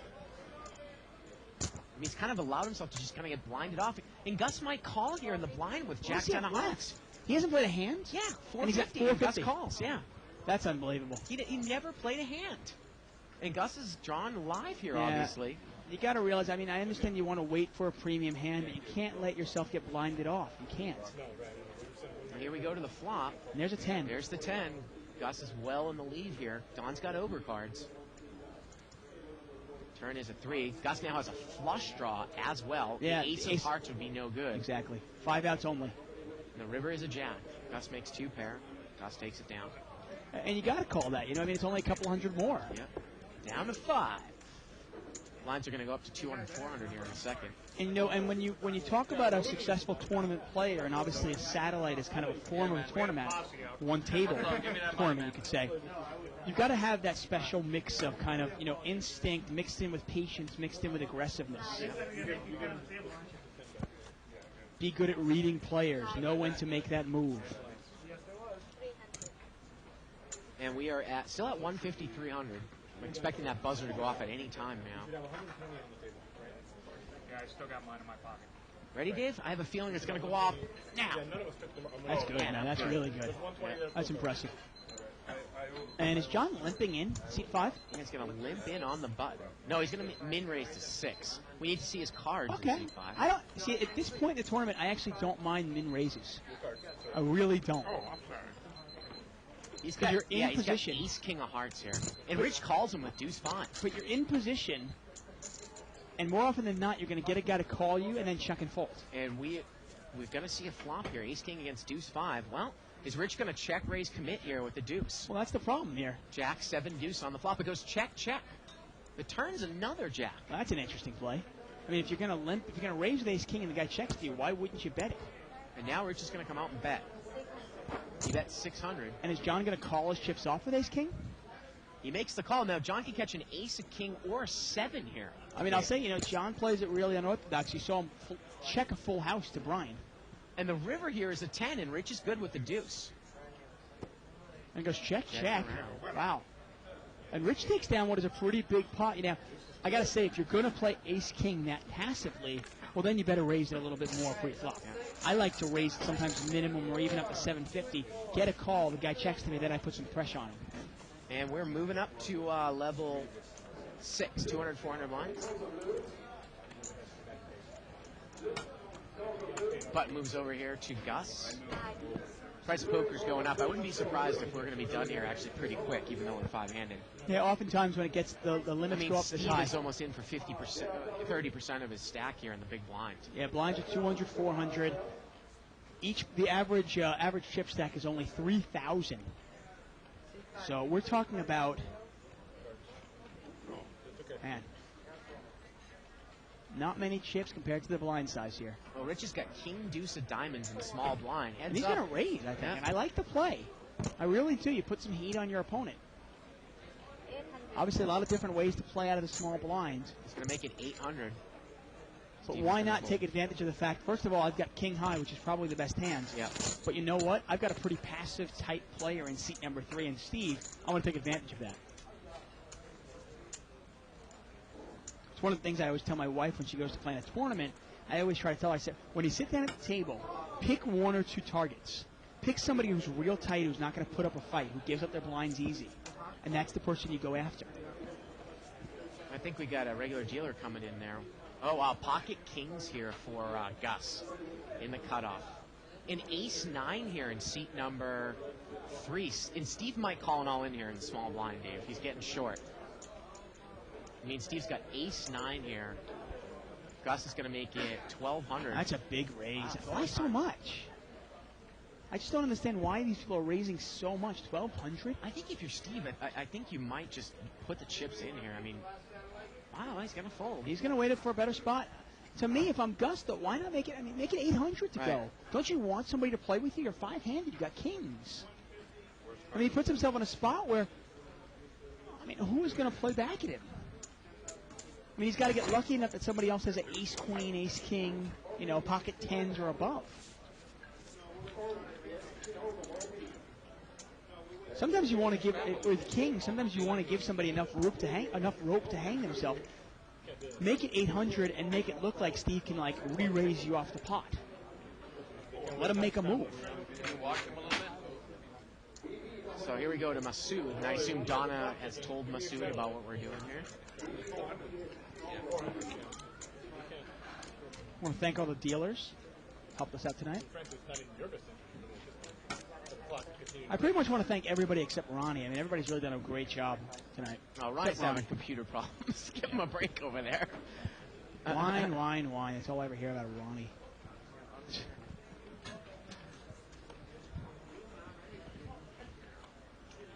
Of course I'm putting you in the World Series. The 50,000 horse one, right? Okay. And Steve not going to get involved. And let's see if Gary's going to... Is he going to raise this? Yeah, he's going to raise He's moving all in with 3-4, 3-5. I have a feeling John might call. With queen 4 here. It's all in for 650. John's already in for... It's only 250 more. Yeah, the pot is like 1,000. It's 150 more. This is a clear call with any 2 cards. Pretty much. Exactly. Well, Gary's got live cards. 3-5 against queen 4. You need diamonds? Here we go to the flop. Come on, dealer. Get me in the game, baby. No, Masood's got to put those cards over a little bit more. That's it, baby. Oh, ace 10-5 here, and he's got the best hand. Brick. Turns a king, needs a queen, jack or a queen. No, Rivers a 6. And Gary survives. We're on the internet. Don't promote that. Don't even Button moves over here to seat 4.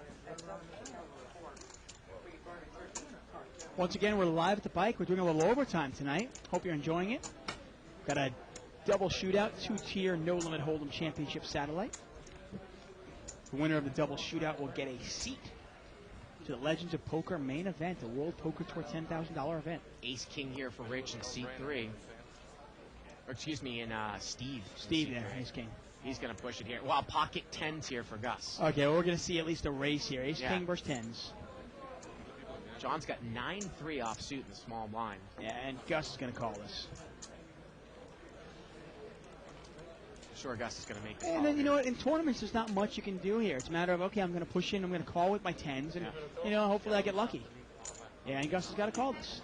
Ace King against 10s here, and if Gus wins this, he's going to be in a good chip command here. Part of the wonderful thing about tournaments, and also the frustrating thing about tournaments. You too. Here we go to the flop. Because sometimes you just, you know, there's not much you can do here. Queen 4 deuce. Wow, Masood, slow down, buddy. Well, fortunately, we can see the cards, so it's not really that big a deal. River is a 6. I've actually been telling Ronnie, I go, don't worry about it, we can see him. Yeah. And Gus actually takes it down there, and then there were 4. Yep. We're down to 4 players there. And that's part of tournament life. I mean, there's not much you can do about it. You get ace king, you're going to move in. You get 10s, you're going to call. And whoever gets lucky moves on.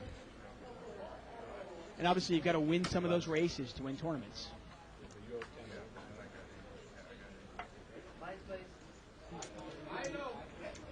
Buttons moved here to seat 5. 2 and and 4 in the blinds. We're getting some emails that are saying they don't like this necessarily. And you've got to realize also, we are replacing tonight, for example, we replaced our normal Tuesday 3 to 500 Right, game. right. Which we did yesterday. Exactly. It's not like we're replacing our whale game, which is tomorrow night. So fear not.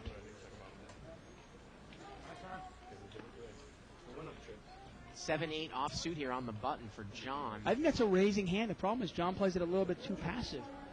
Now, a game like this, it's pretty wide open. I imagine Gus is probably the favorite. And John is just going to limp here. Oh, wow. And if you've got King 5 here for Gus and you're stacked, are you going to raise? I do. I think Gus raises here. I might move all in. Gus should raise here. You got to use your chips. Complete. Yeah. You're not allowed to chop in this. Rich checks. Tournament checks we get. Here we go. To the flop. Oh, it's far from over, my friend. Well, there's a 5, and you wonder, is Gus going to bet it? He's got second pair. 4-handed, that's not a bad hand. He checks it and it gets checked around. Yeah, I'm not sure what he's waiting for. Turns an ace. Changes nothing. Gus is still in the lead here. And he's just giving free cards to these guys. Letting them get there. River's a 9. No, 5 is still good. And look at this, how passive this game is. I got to tell you, if you're in a satellite, a one-table satellite, and it's this passive, you got to love life, huh? Yep. I mean, nobody's even betting. Again, you can send a last-second email in for Live at the Bike. You can also email us a hand blog question. We're probably going to be doing another video blog on Thursday.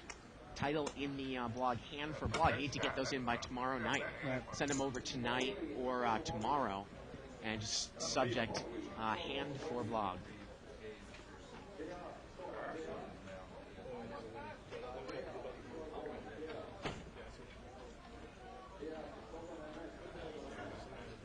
Seat number 4 here is in the big blind with 9-3 offsuit. Ace-Jack here for Gus. Clear-cut raise. Yeah, it really is. Interesting email here from Mark Bonagara. I want to get to it in a second. Obviously, the first satellite we did tonight was a little more entertaining than this one. Oh, definitely. Slow. Well, and part of it, obviously, we do the show for entertainment, and hopefully some people are getting, I know a lot of people play these one-table satellites. Hopefully they're getting some sort of educational value out of it. Gus is going to raise it up here to 1,200, and he's going to take it down. And an email here from Mark. He says, I love your show, and I've been a loyal watcher, but this is terrible. I was going to go to the World Series, do some double shootouts and other means of getting into the World Series, but after watching this, I seriously doubt that a luck fest is what I'm going to invest my money in.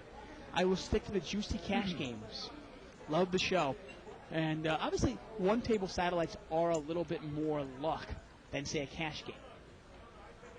But you've got to realize that I still do think that the better players usually win more often in these. I mean, I know Scott Fishman, he literally lives and dies by these sit-and-goes. I mean, from when I was talking to him during last year's World Series, he apparently plays 6 to 8 or even 9 at a time. And exactly, and makes a living doing it, playing sit-and-goes online. And when I was down at the World Series last year, literally, if Scott Fishman was not in a main tournament, one of the preliminary events, he was in the satellite area playing a $525 satellite, where the winner gets 10 $500 chips. Went up in 6, right? Did the blind just go up? And from watching Scott, I mean, it really isn't that much luck because Scott was winning his fair share of them. That's for sure. Well, Rich has got ace deuce of diamonds here. Ace 4 offsuit here for seat 4, and some of the money might go in here. Yeah. Rich is going to raise it up with ace deuce of diamonds. Makes it 1,200. Now Gary's got ace 4 here. And I would imagine this show will probably go on for another 15 minutes, and that'll probably be it. Gary You'll see is how it's moving in. going to push in here. Yep. No need to race up the chips in this. He's all in. Gus has got 6 deuce offsuit. I'm sure Rich is going to call here. Rich is going to need to get real lucky because one of the deuces is shared. Yeah, no, I mean, in all likelihood, this will probably get chopped up. If you look at the percentages, you know, the odds are this is going to get chopped up. Big cards. Here we go to the flop. There's a deuce. Wow, queen, jack, deuce. And unless Gary can catch a 4 or a queen, he is going to be dead. Nope, not going to come, and Rich is going to take it down, and bye-bye, Gary. And we're down to 3. Yeah, and John doesn't have much, and this one might get heads up pretty quick here. Yeah, and once it gets heads up, you'll see how quick it goes. I mean, what has John got left? I can see 1 black chip. Maybe John's got, what, about $1,200 in chips? Yeah. Maybe $1,800 in chips, sorry. Yeah. And obviously, we're 15,000 chips Remember, in Rich play. took that bad beat in the beginning of the satellite with kings. He's really made a nice comeback. Rarely, when you're so short, it's really difficult to take a bad beat like that and come back. Russ has got a pretty big hand here, 3-handed. He's got queen, jack offsuit. That's a great hand. Now, John has got king 6 suited. I assume John's going to push here. He just called. I can tell you, if I'm Gus here, I'm pushing. And Come he just on. completes. Yeah, I just don't understand it. 10 deuce of spades here for Rich. Here we go to the flop. And there's the queen. Well, let's see what Gus is going to do here. He checked it. Well, I don't know what's the point of checking here. None of these players bet. He already knows that. Turns at 3. Oh, now Rich has picked up a... No, yes, I'm sorry. Gus is going to come out and bet. Yeah, and he's going to take it down. I mean, you've got to remember, these two players you're playing against are very passive. No real point in checking. Might as well play this game as hard as you can.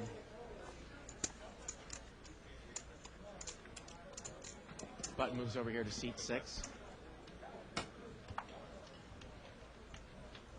Big blind for John, and John is probably committing a lot of his chips here to the blind. Yeah, he's got to make a move at some point, no matter what he's got. Now, neither player has anything else.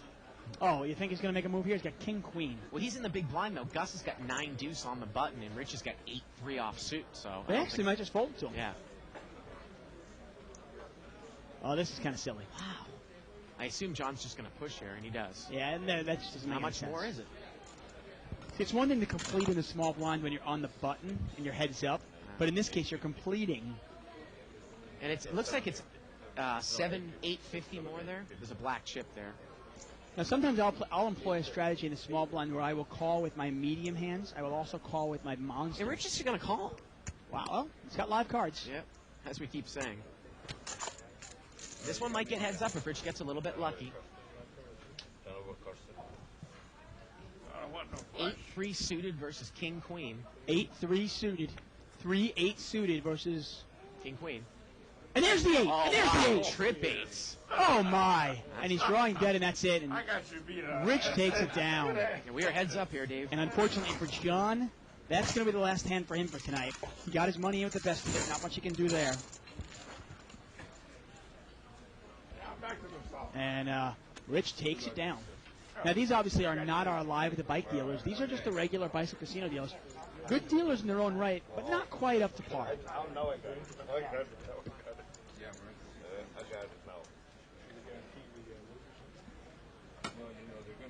And now we are heads up. Now, once again, heads up play. For anybody not wondering what it is, the small blind is on the button, and the big blind is obviously the other player. And the small blind is first to act here. Pre-flop. Right. And then on the flop, obviously post-flop, the button gets to act. Always kind of confuses people. So we're heads up, and it looks like Rich has got. It might be a little bit even here. Yeah, I mean, these guys are really even. Rich has got a pretty big hand here on the button. Heads up, he's got King 10 off suit. And might they make a deal? Rich is going to raise. It's 1,200 here. And once in a while, you'll see somebody make a deal like this where they'll just go, okay, you take the seat, give me the cash, and we'll kind of mix it up like that. Obviously not a bad way to go sometimes. A lot of luck involved here. Is Gus going to call here with Jack 3 of clubs? 150 cash, 1,050 seat. Neither one of you already have a seat, right? No. Okay, so you have to get to the seat. 1,050 seat.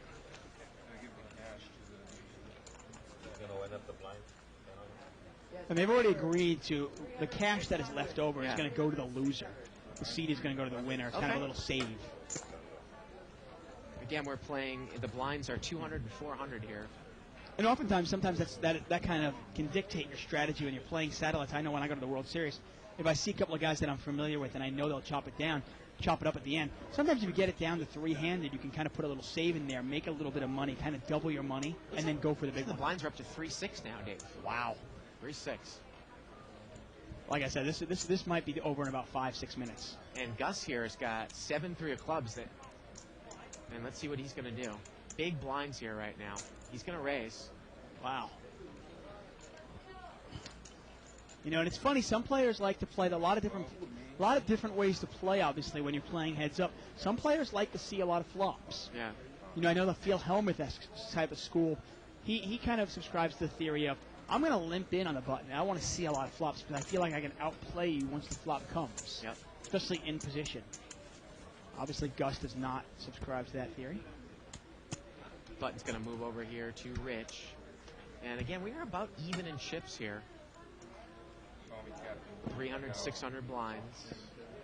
Well, Rich has got King 6 heads up here. He's on the button. And he's going to raise. He's going to raise. You see Gus's cards. Got a post here from Barry Woods. He goes, yeah, the first game was more exciting, but we have learned something from the second game. Mainly, not to broadcast a second game. And Gus is going to call here with Jack 9 off suit. And here we go. So here we got a little pot here. Jack 9 against King 6. Well, both players have missed, which 10, obviously 10, more often happens a lot. Heads up. The aggressor is going to win these matchups more often than not. We're just going to bet 1,000. Kind of a smallish bet there, but it's going to be enough to take it down.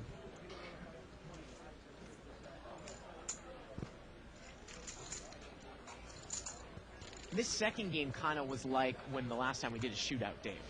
Sometimes I said when people emailed us, and I was like, well, the first game was rather exciting. The second game, there's a lot of not seeing flops. Yeah. Unedited tournament play isn't always that exciting. It also happens, obviously, more often than not, I like to think that our show is pretty exciting most nights. But once in a while, we get a dud. There's not much we can do, obviously. Now, Gus is just going to limp in here on the button with Queen 3.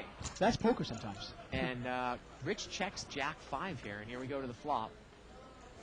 And there's the Jack. And is Rich going to bet right into him? I might check raise this. Well, he's not going to give him a chance. Top pair is a monster and heads up. It really is. He bets 1,000 now. Gus has got a gut shot with an overcard. He's going to bet 1,200 here.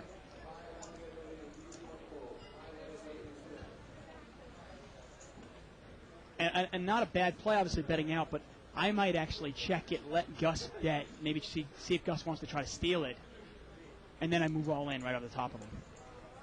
Gus is going to get away from it.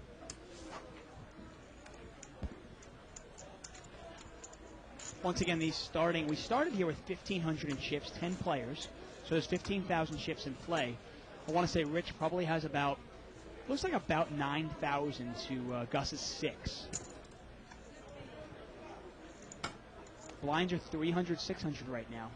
We are in the 7th level. 15-minute rounds. Gus has got 8-10 suited here. Once again, if you've never been to the World Series or you've And never... Rich just limps in and Gus checks. Here we go. Well, Gus has got a flush draw. Rich has got a... Gut shot. Gut shot, yeah. And Gus is going to bet his flush draw, and that's going to be enough to take it down, I'm sure. He's going to bet 1,200. And once again, if you've never been to a live casino or you're planning to go to the World Series this year, first of all, look us up. Say hi to Bart or I think one of us will almost always be there. And then both of us will be there for the main event and for the Rio Lifestyles Convention. Right. But if you're planning on going there and you're planning on trying to play some satellites, live satellites to get yourself into the bigger events, this is pretty much what you've got to expect.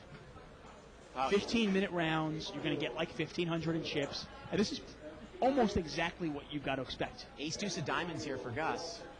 That's definitely a raising hand. He's going to raise. Heads up. Rich has got 10-4 suited. Gus makes it 1,800 to go. Rich folds. Yeah.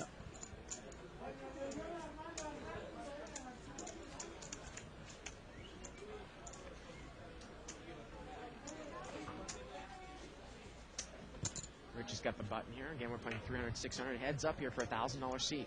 And it looks like they've done a $150 save to the loser. Yeah. Oh, okay. It's 150 only. Okay. Or isn't that what the cash is? 150? Oh, it is. You're right. Okay. This is, a lot of pushing and folding here. An interesting article, actually. I was reading the Card Player magazine, the latest one. Interesting hand. King Jack against 10-9. Oh, that wow. might be about as interesting as it's going to get. Heads up here. Rich is going to raise. And these are interesting hands because it might hit both players, a board like this, with these cards around the same value. See what Gus is going to do here. Standard looks like 2 or 3 times the big blind raise here. Yeah, once again, I don't know if you want to be calling up your money out of position with 10 high. I'd probably throw it away as well. Interesting article here, but in the latest Card Player magazine, the one with Eli Elzra, right? On the cover. Ezra, thank you. Elezra, thank you. I always screw that name up. Anyway, article by Alan Schumacher.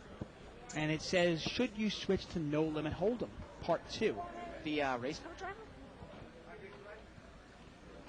I don't think it's the same one. Oh, Schumacher. Just kidding. I know. That's Michael Schumacher. You know what? This is overtime for me, okay? My brain usually turns off by now. Gus is going to raise it up to 1,800 here with Jack 10. Now, Rich just got 8-9 off suit. 15 more. We might see a flop here. And again, this might hit both players. And these players just don't want to see a flop. I mean, it's like... Basically, what's going to end up happening, these guys are going to keep raising until one of them has ace-jack, the other guy's got pocket eights, and we're just going to all in and see what happens. That's pretty much what we're looking at. Anyway, if you get a chance, read that article. It's on page 108 of the latest Card Player magazine. Rich folds. Probably get it at cardplayer.com. And it's Should You Switch to No Limit Hold'em? Really an interesting article by Alan Schumacher.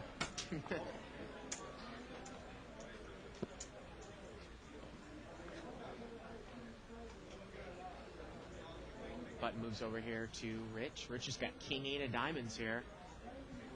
And he's going to raise. Gus has got 10-6 diamonds. Are we ever going to see a flop here? Heads up. Like I said, I mean, the way some guys like to play a lot of flops and see a lot of hands, these guys are in the spot where pretty much you're going to have to see 2 above-average hands, and then we're going to just see it all in.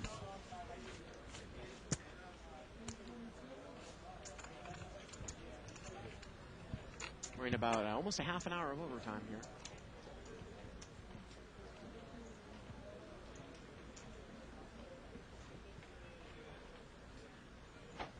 Buttons moved here to Gus. Is anybody still watching? I hope so. If nobody's watching, I'm going to stop. Email me. Let me know if we're actually watching this. Well, there's an ace. How about pocket aces here for Rich?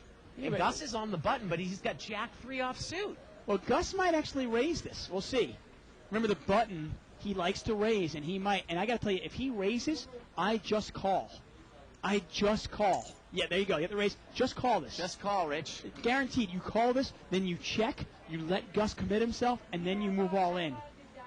If he raises this, he's drunk. I swear to God. There's no reason to raise this at all. And there's actually no reason to bet the flop. It's almost automatic. You're calling, you're checking blind, and then you're going to move all in.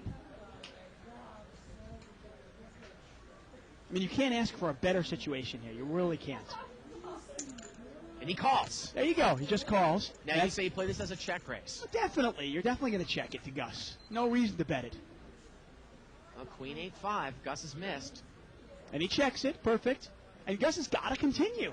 Well, he's gonna check. I check it one more time. I do. I check it one more time. I have no reason to bet it. Turns at 3. Check it again. Well, Gus has picked a pair up. That's now. fine. Little $1,000 bet. And Gus might move all in here with a 3. But I got to say, if you check it one more time, then Gus probably bets it. And then you can move all in. You pot. Remember, the pot is big enough already where you don't have to build yourself that pot. He's bet 2,000 here. Yeah, I think if you check it one more time, Gus is probably going to bet. Yeah, well, if you check it one more time and then you bet the river, Gus is definitely going to call you with a pair. I mean, Gus is thinking about it now.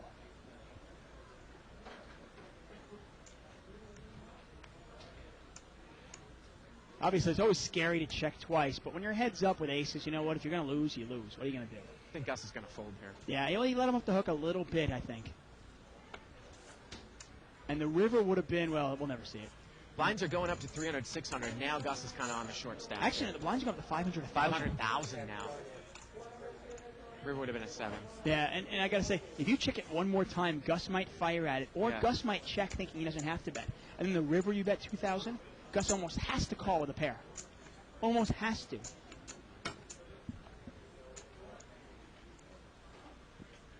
So 500,000 here? Still looks like 3-6 here. Yeah, I guess it's not quite, yeah. I thought I heard a buzzing. No, it might have been the 5-minute warning buzzer. Oh. Now, it's funny. We got about, most of the emails were actually really positive during the first satellite. Yeah. Most of the emails are very negative during the second one. And apparently Tom Turley is still watching. Anybody else still watching? Well, he didn't catch up to the delay yet, actually. Are we doing this show just for one person?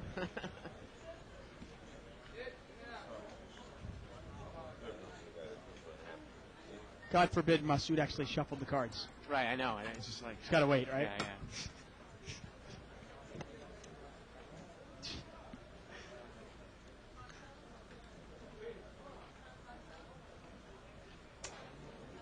Russ here is on the button. Rich has got Queen 7 suited. And Gus has got Ace 10. Yeah, and Gus is going to raise, and I don't know if Rich is going to get involved. Well, maybe he will. We'll see. It's one of the reasons that sometimes I really like to play a lot of flops. I don't want to commit my chips with a hand as weak as Jack 3 because I don't really gain any information. When my opponent calls me, what do I do then? Gus raises 1,200. Alan, Rich is going to call, and you know what? If Rich catches a queen here, it could be the end of it because I'm assuming he'll check raise all in. Here we go to the flop. And here's the queen. Oh, there's the ace. Gus has got top 2 pair here. Might you check this once? I definitely check it once. Remember, you got to look at things and go, well, it's a scary board. You're not really scared of diamonds. You're not really scared of a gut shot. Your head's up. One pair is huge. Top pair is enormous. It really seems kind of peculiar. Why? You checked it last time. Yeah, but an ace on board. Gus didn't check with an ace on board last time. Yeah, but it's heads up. An ace on board doesn't mean that much, does it? He could be raising with a queen. Gus is going to bet here. That's 1,500. I mean, I see how it seems peculiar, but it seems to me it's a lot more peculiar when it's 6 or 7 handed. Yeah. Heads up, though. I mean, I could easily be raising it with King 9. Pocket 5s. I mean, so many hands I could be raising with. And Rich is going to lay it down. Rich, obviously, an overwhelming favorite right now. I want to say the chips are probably about 10,000, 5,000. Rich has got him 2-1. That next blind's coming up right around the corner, I think. Yeah, unless Rich screws it up, he should win this. Not like I'm putting pressure on him or anything.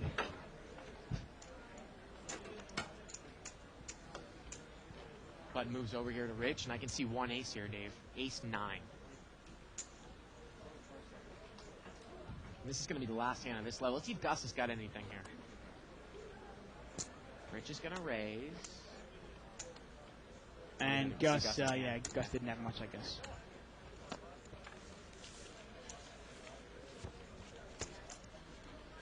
And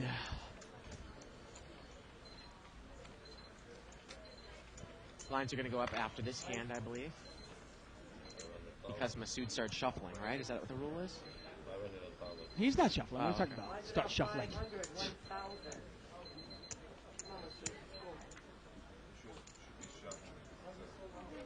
Masood's still waiting for the machine. It's almost comical. Yeah. Yeah.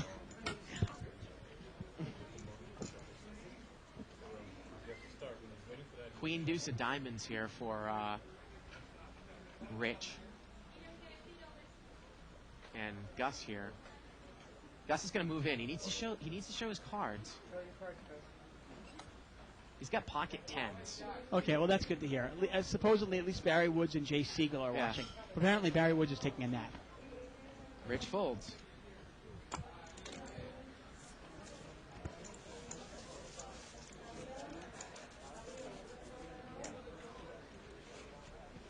we go. Button moves over here to Rich again. So who's your pick for the World Cup, by the way? I don't know yet. I'll have to take.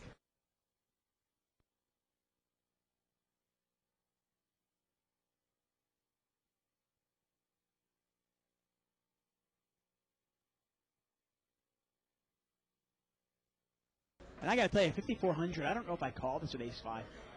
I consider myself, if I'm in this situation here, I'd consider myself the better player, and I would pick a better spot than calling off my money with ace-5.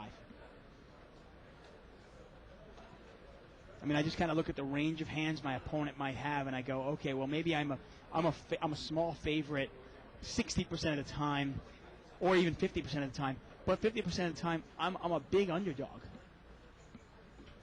And I don't think I'm ever a big favorite. I can't be a big favorite. Even if the guy has ace-deuce, we're probably going to chop it up. And I think this is an easy laydown for Gus. I really do. And he lays it down. I mean, I know you and I are both wishing for him to call, but it just you can't call in that situation. And you know what? We're back to tied. They both have 7,500 in chips. We might be going up to 800, 1,600 here in a second.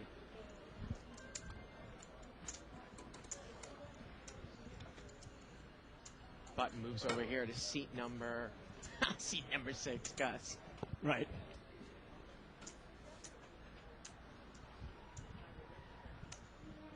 Jack 10 here for Rich.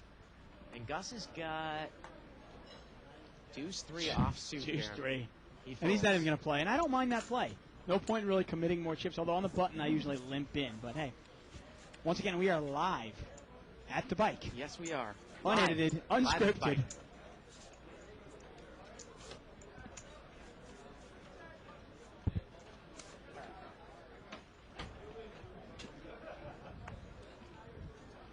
Rich has the button here. So whose idea was it to have a second satellite? No, it definitely was not mine.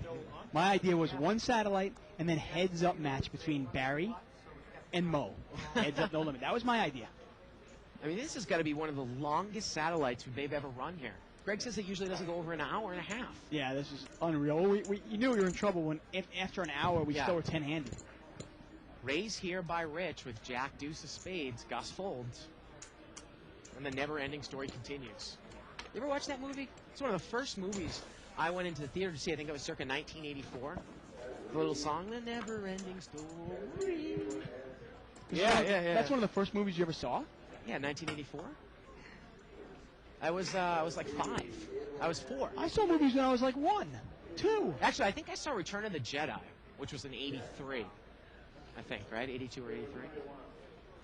You're 26 now? Yeah. Okay, so you were at that point... I was born in late 79. So. Okay, I guess so, yeah. Gus is going to push in here with Jack 8 offsuit. And Rich can't call with 10 high. Come on, Rich, just call. Ronnie says he's got a car older than me.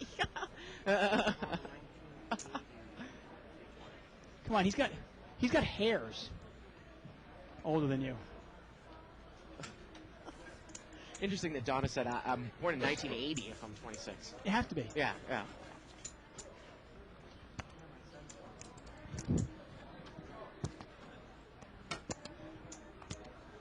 Button moves over here to Rich. Well, apparently everybody that's 26 has to be born in the first half of the year. Right. Of 1980. Nobody can be born in the second half. Well, Rich has got Queen 10 offsuit here. I'll tell you, when times get like this, there's nothing more fun than ripping on Donna. But she just walks herself right into it, doesn't she? Gus has got 5 deuce offsuit. And Rich is going to raise, and Gus is going to fold.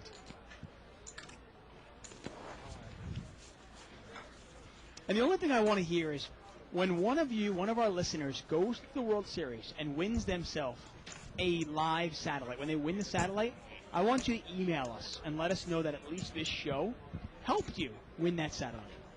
We'll take satisfaction in knowing that.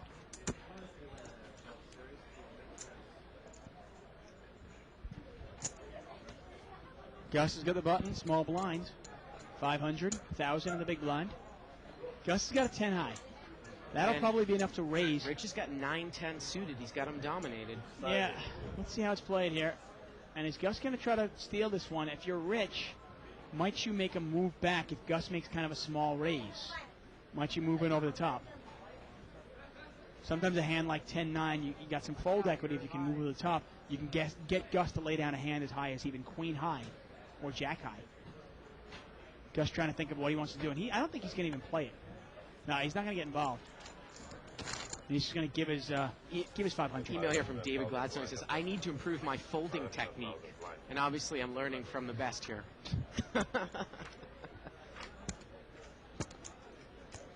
Andrew Gottsman saying he's watching from Wahpeton, North Dakota. Never been there. You know, it's funny. You wonder, what would ESPN do or the World Poker Tour do if they actually had something like this? I mean, it's hard to even find one good hand. Yeah. I mean, I guess the pocket aces hand is somewhat interesting. The lovely bin in the dealer's box. There you go. Put the camera on her.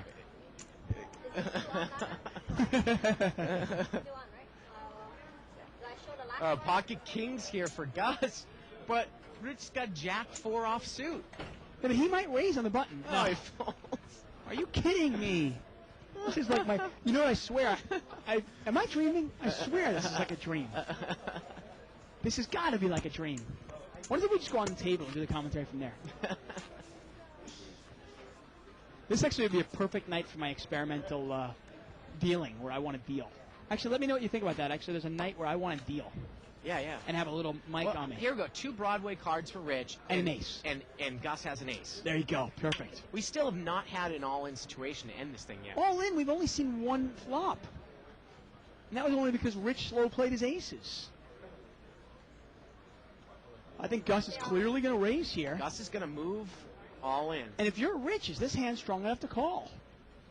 And he calls! He calls! Well, Bin, hold up! Oh, boy, Bin, slow down. Slow down. Someone tell her. We've been waiting for this for the last hour and a half. Bin. This is what we've been waiting for. This is it, folks. Wake up! And there it is. Oh, Gus is going to... And he got a straight draw here. Yeah, he needs a 10 or running hearts. Yeah. Rich needs a 10 or running hearts, or Gus is pretty much going to take control of this tournament. I'm not sure if he's got him covered or not, though. And the river is it's a jack. And Gus takes it down. Yeah. And I'm not sure if it's everything. They're going to count it up here. Yeah. I mean, it's going to be like 90% of the chips for Gus and like 10% of the chips for Rich. You know, and maybe that'll be the last hand, and we're just going to assume Gus wins. Hint, hint. Hint, hint. I'm getting vetoed by the producer and director and cameraman and technical advisor. Isaac wears a lot of hats here. Email here from Ben Powell. He says, the only thing that could make this interesting would be the return of Donna's niece. Thumbs up there. Yeah. Definite thumbs up.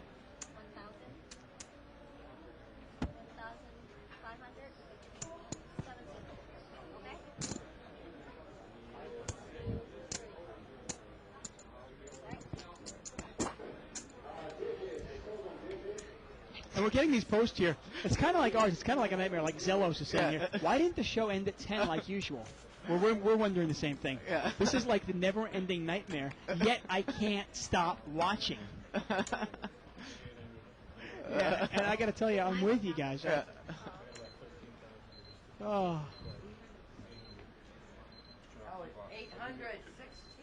800, $1,600 blinds here. And how many chips does Rich have left? And I got to tell you, at this point, does Gus just give him $50 and take the seat? Go ahead, shuffle up deal. They're talking deal here. And I don't know how many chips Rich has left, but at this point, you might, if you're Gus, you might go, okay, you're already getting 150. I'll give you 50 more. Leave me alone. I'll buy him a cup of coffee. Let's end this. Actually, he's got 2,800. I got to tell you, that's probably worth. I'd probably give the guy like $75 and go home. He's already got 150 locked up. You give him 75 more, then suddenly it's 225. Hey, you take this off the seat. He makes himself $100, and we call this the night.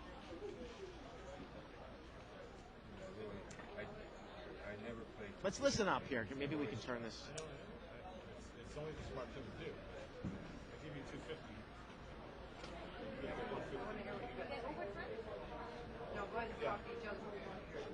Yeah, and this is something obviously you should be listening to,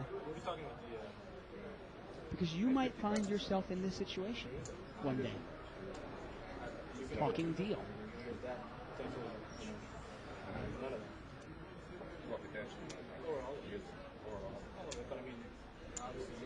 Now the clock should be still running here, right? Seriously.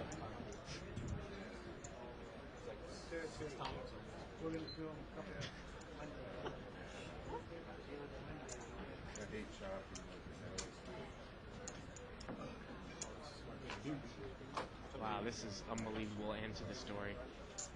What are you talking about? This is exactly how it should end. Not that. Just because I want to challenge.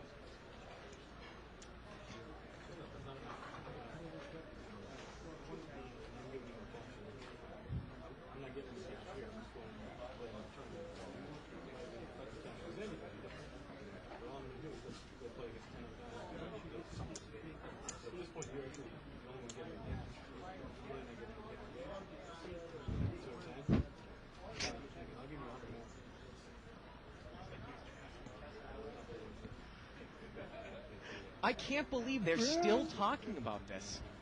Hey, you think they're like talking about $100,000? Yeah. It's over! It's over! It's over! It's all done! That's it. Go home. The show is over. Get out of here. We'll see you tomorrow night.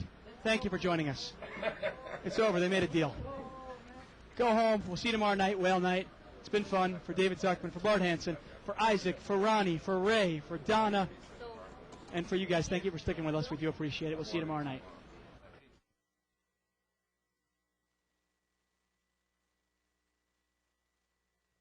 It's here. It's big. And it's closer than you think. It's not a tournament. It's what you don't see on TV. The cash is real. The stakes are high. They bet big. They win big. They lose big. High stakes live action poker. Live at the bike. Watch it live on the web. Or play it if you dare. At the Bicycle Casino right here in Los Angeles.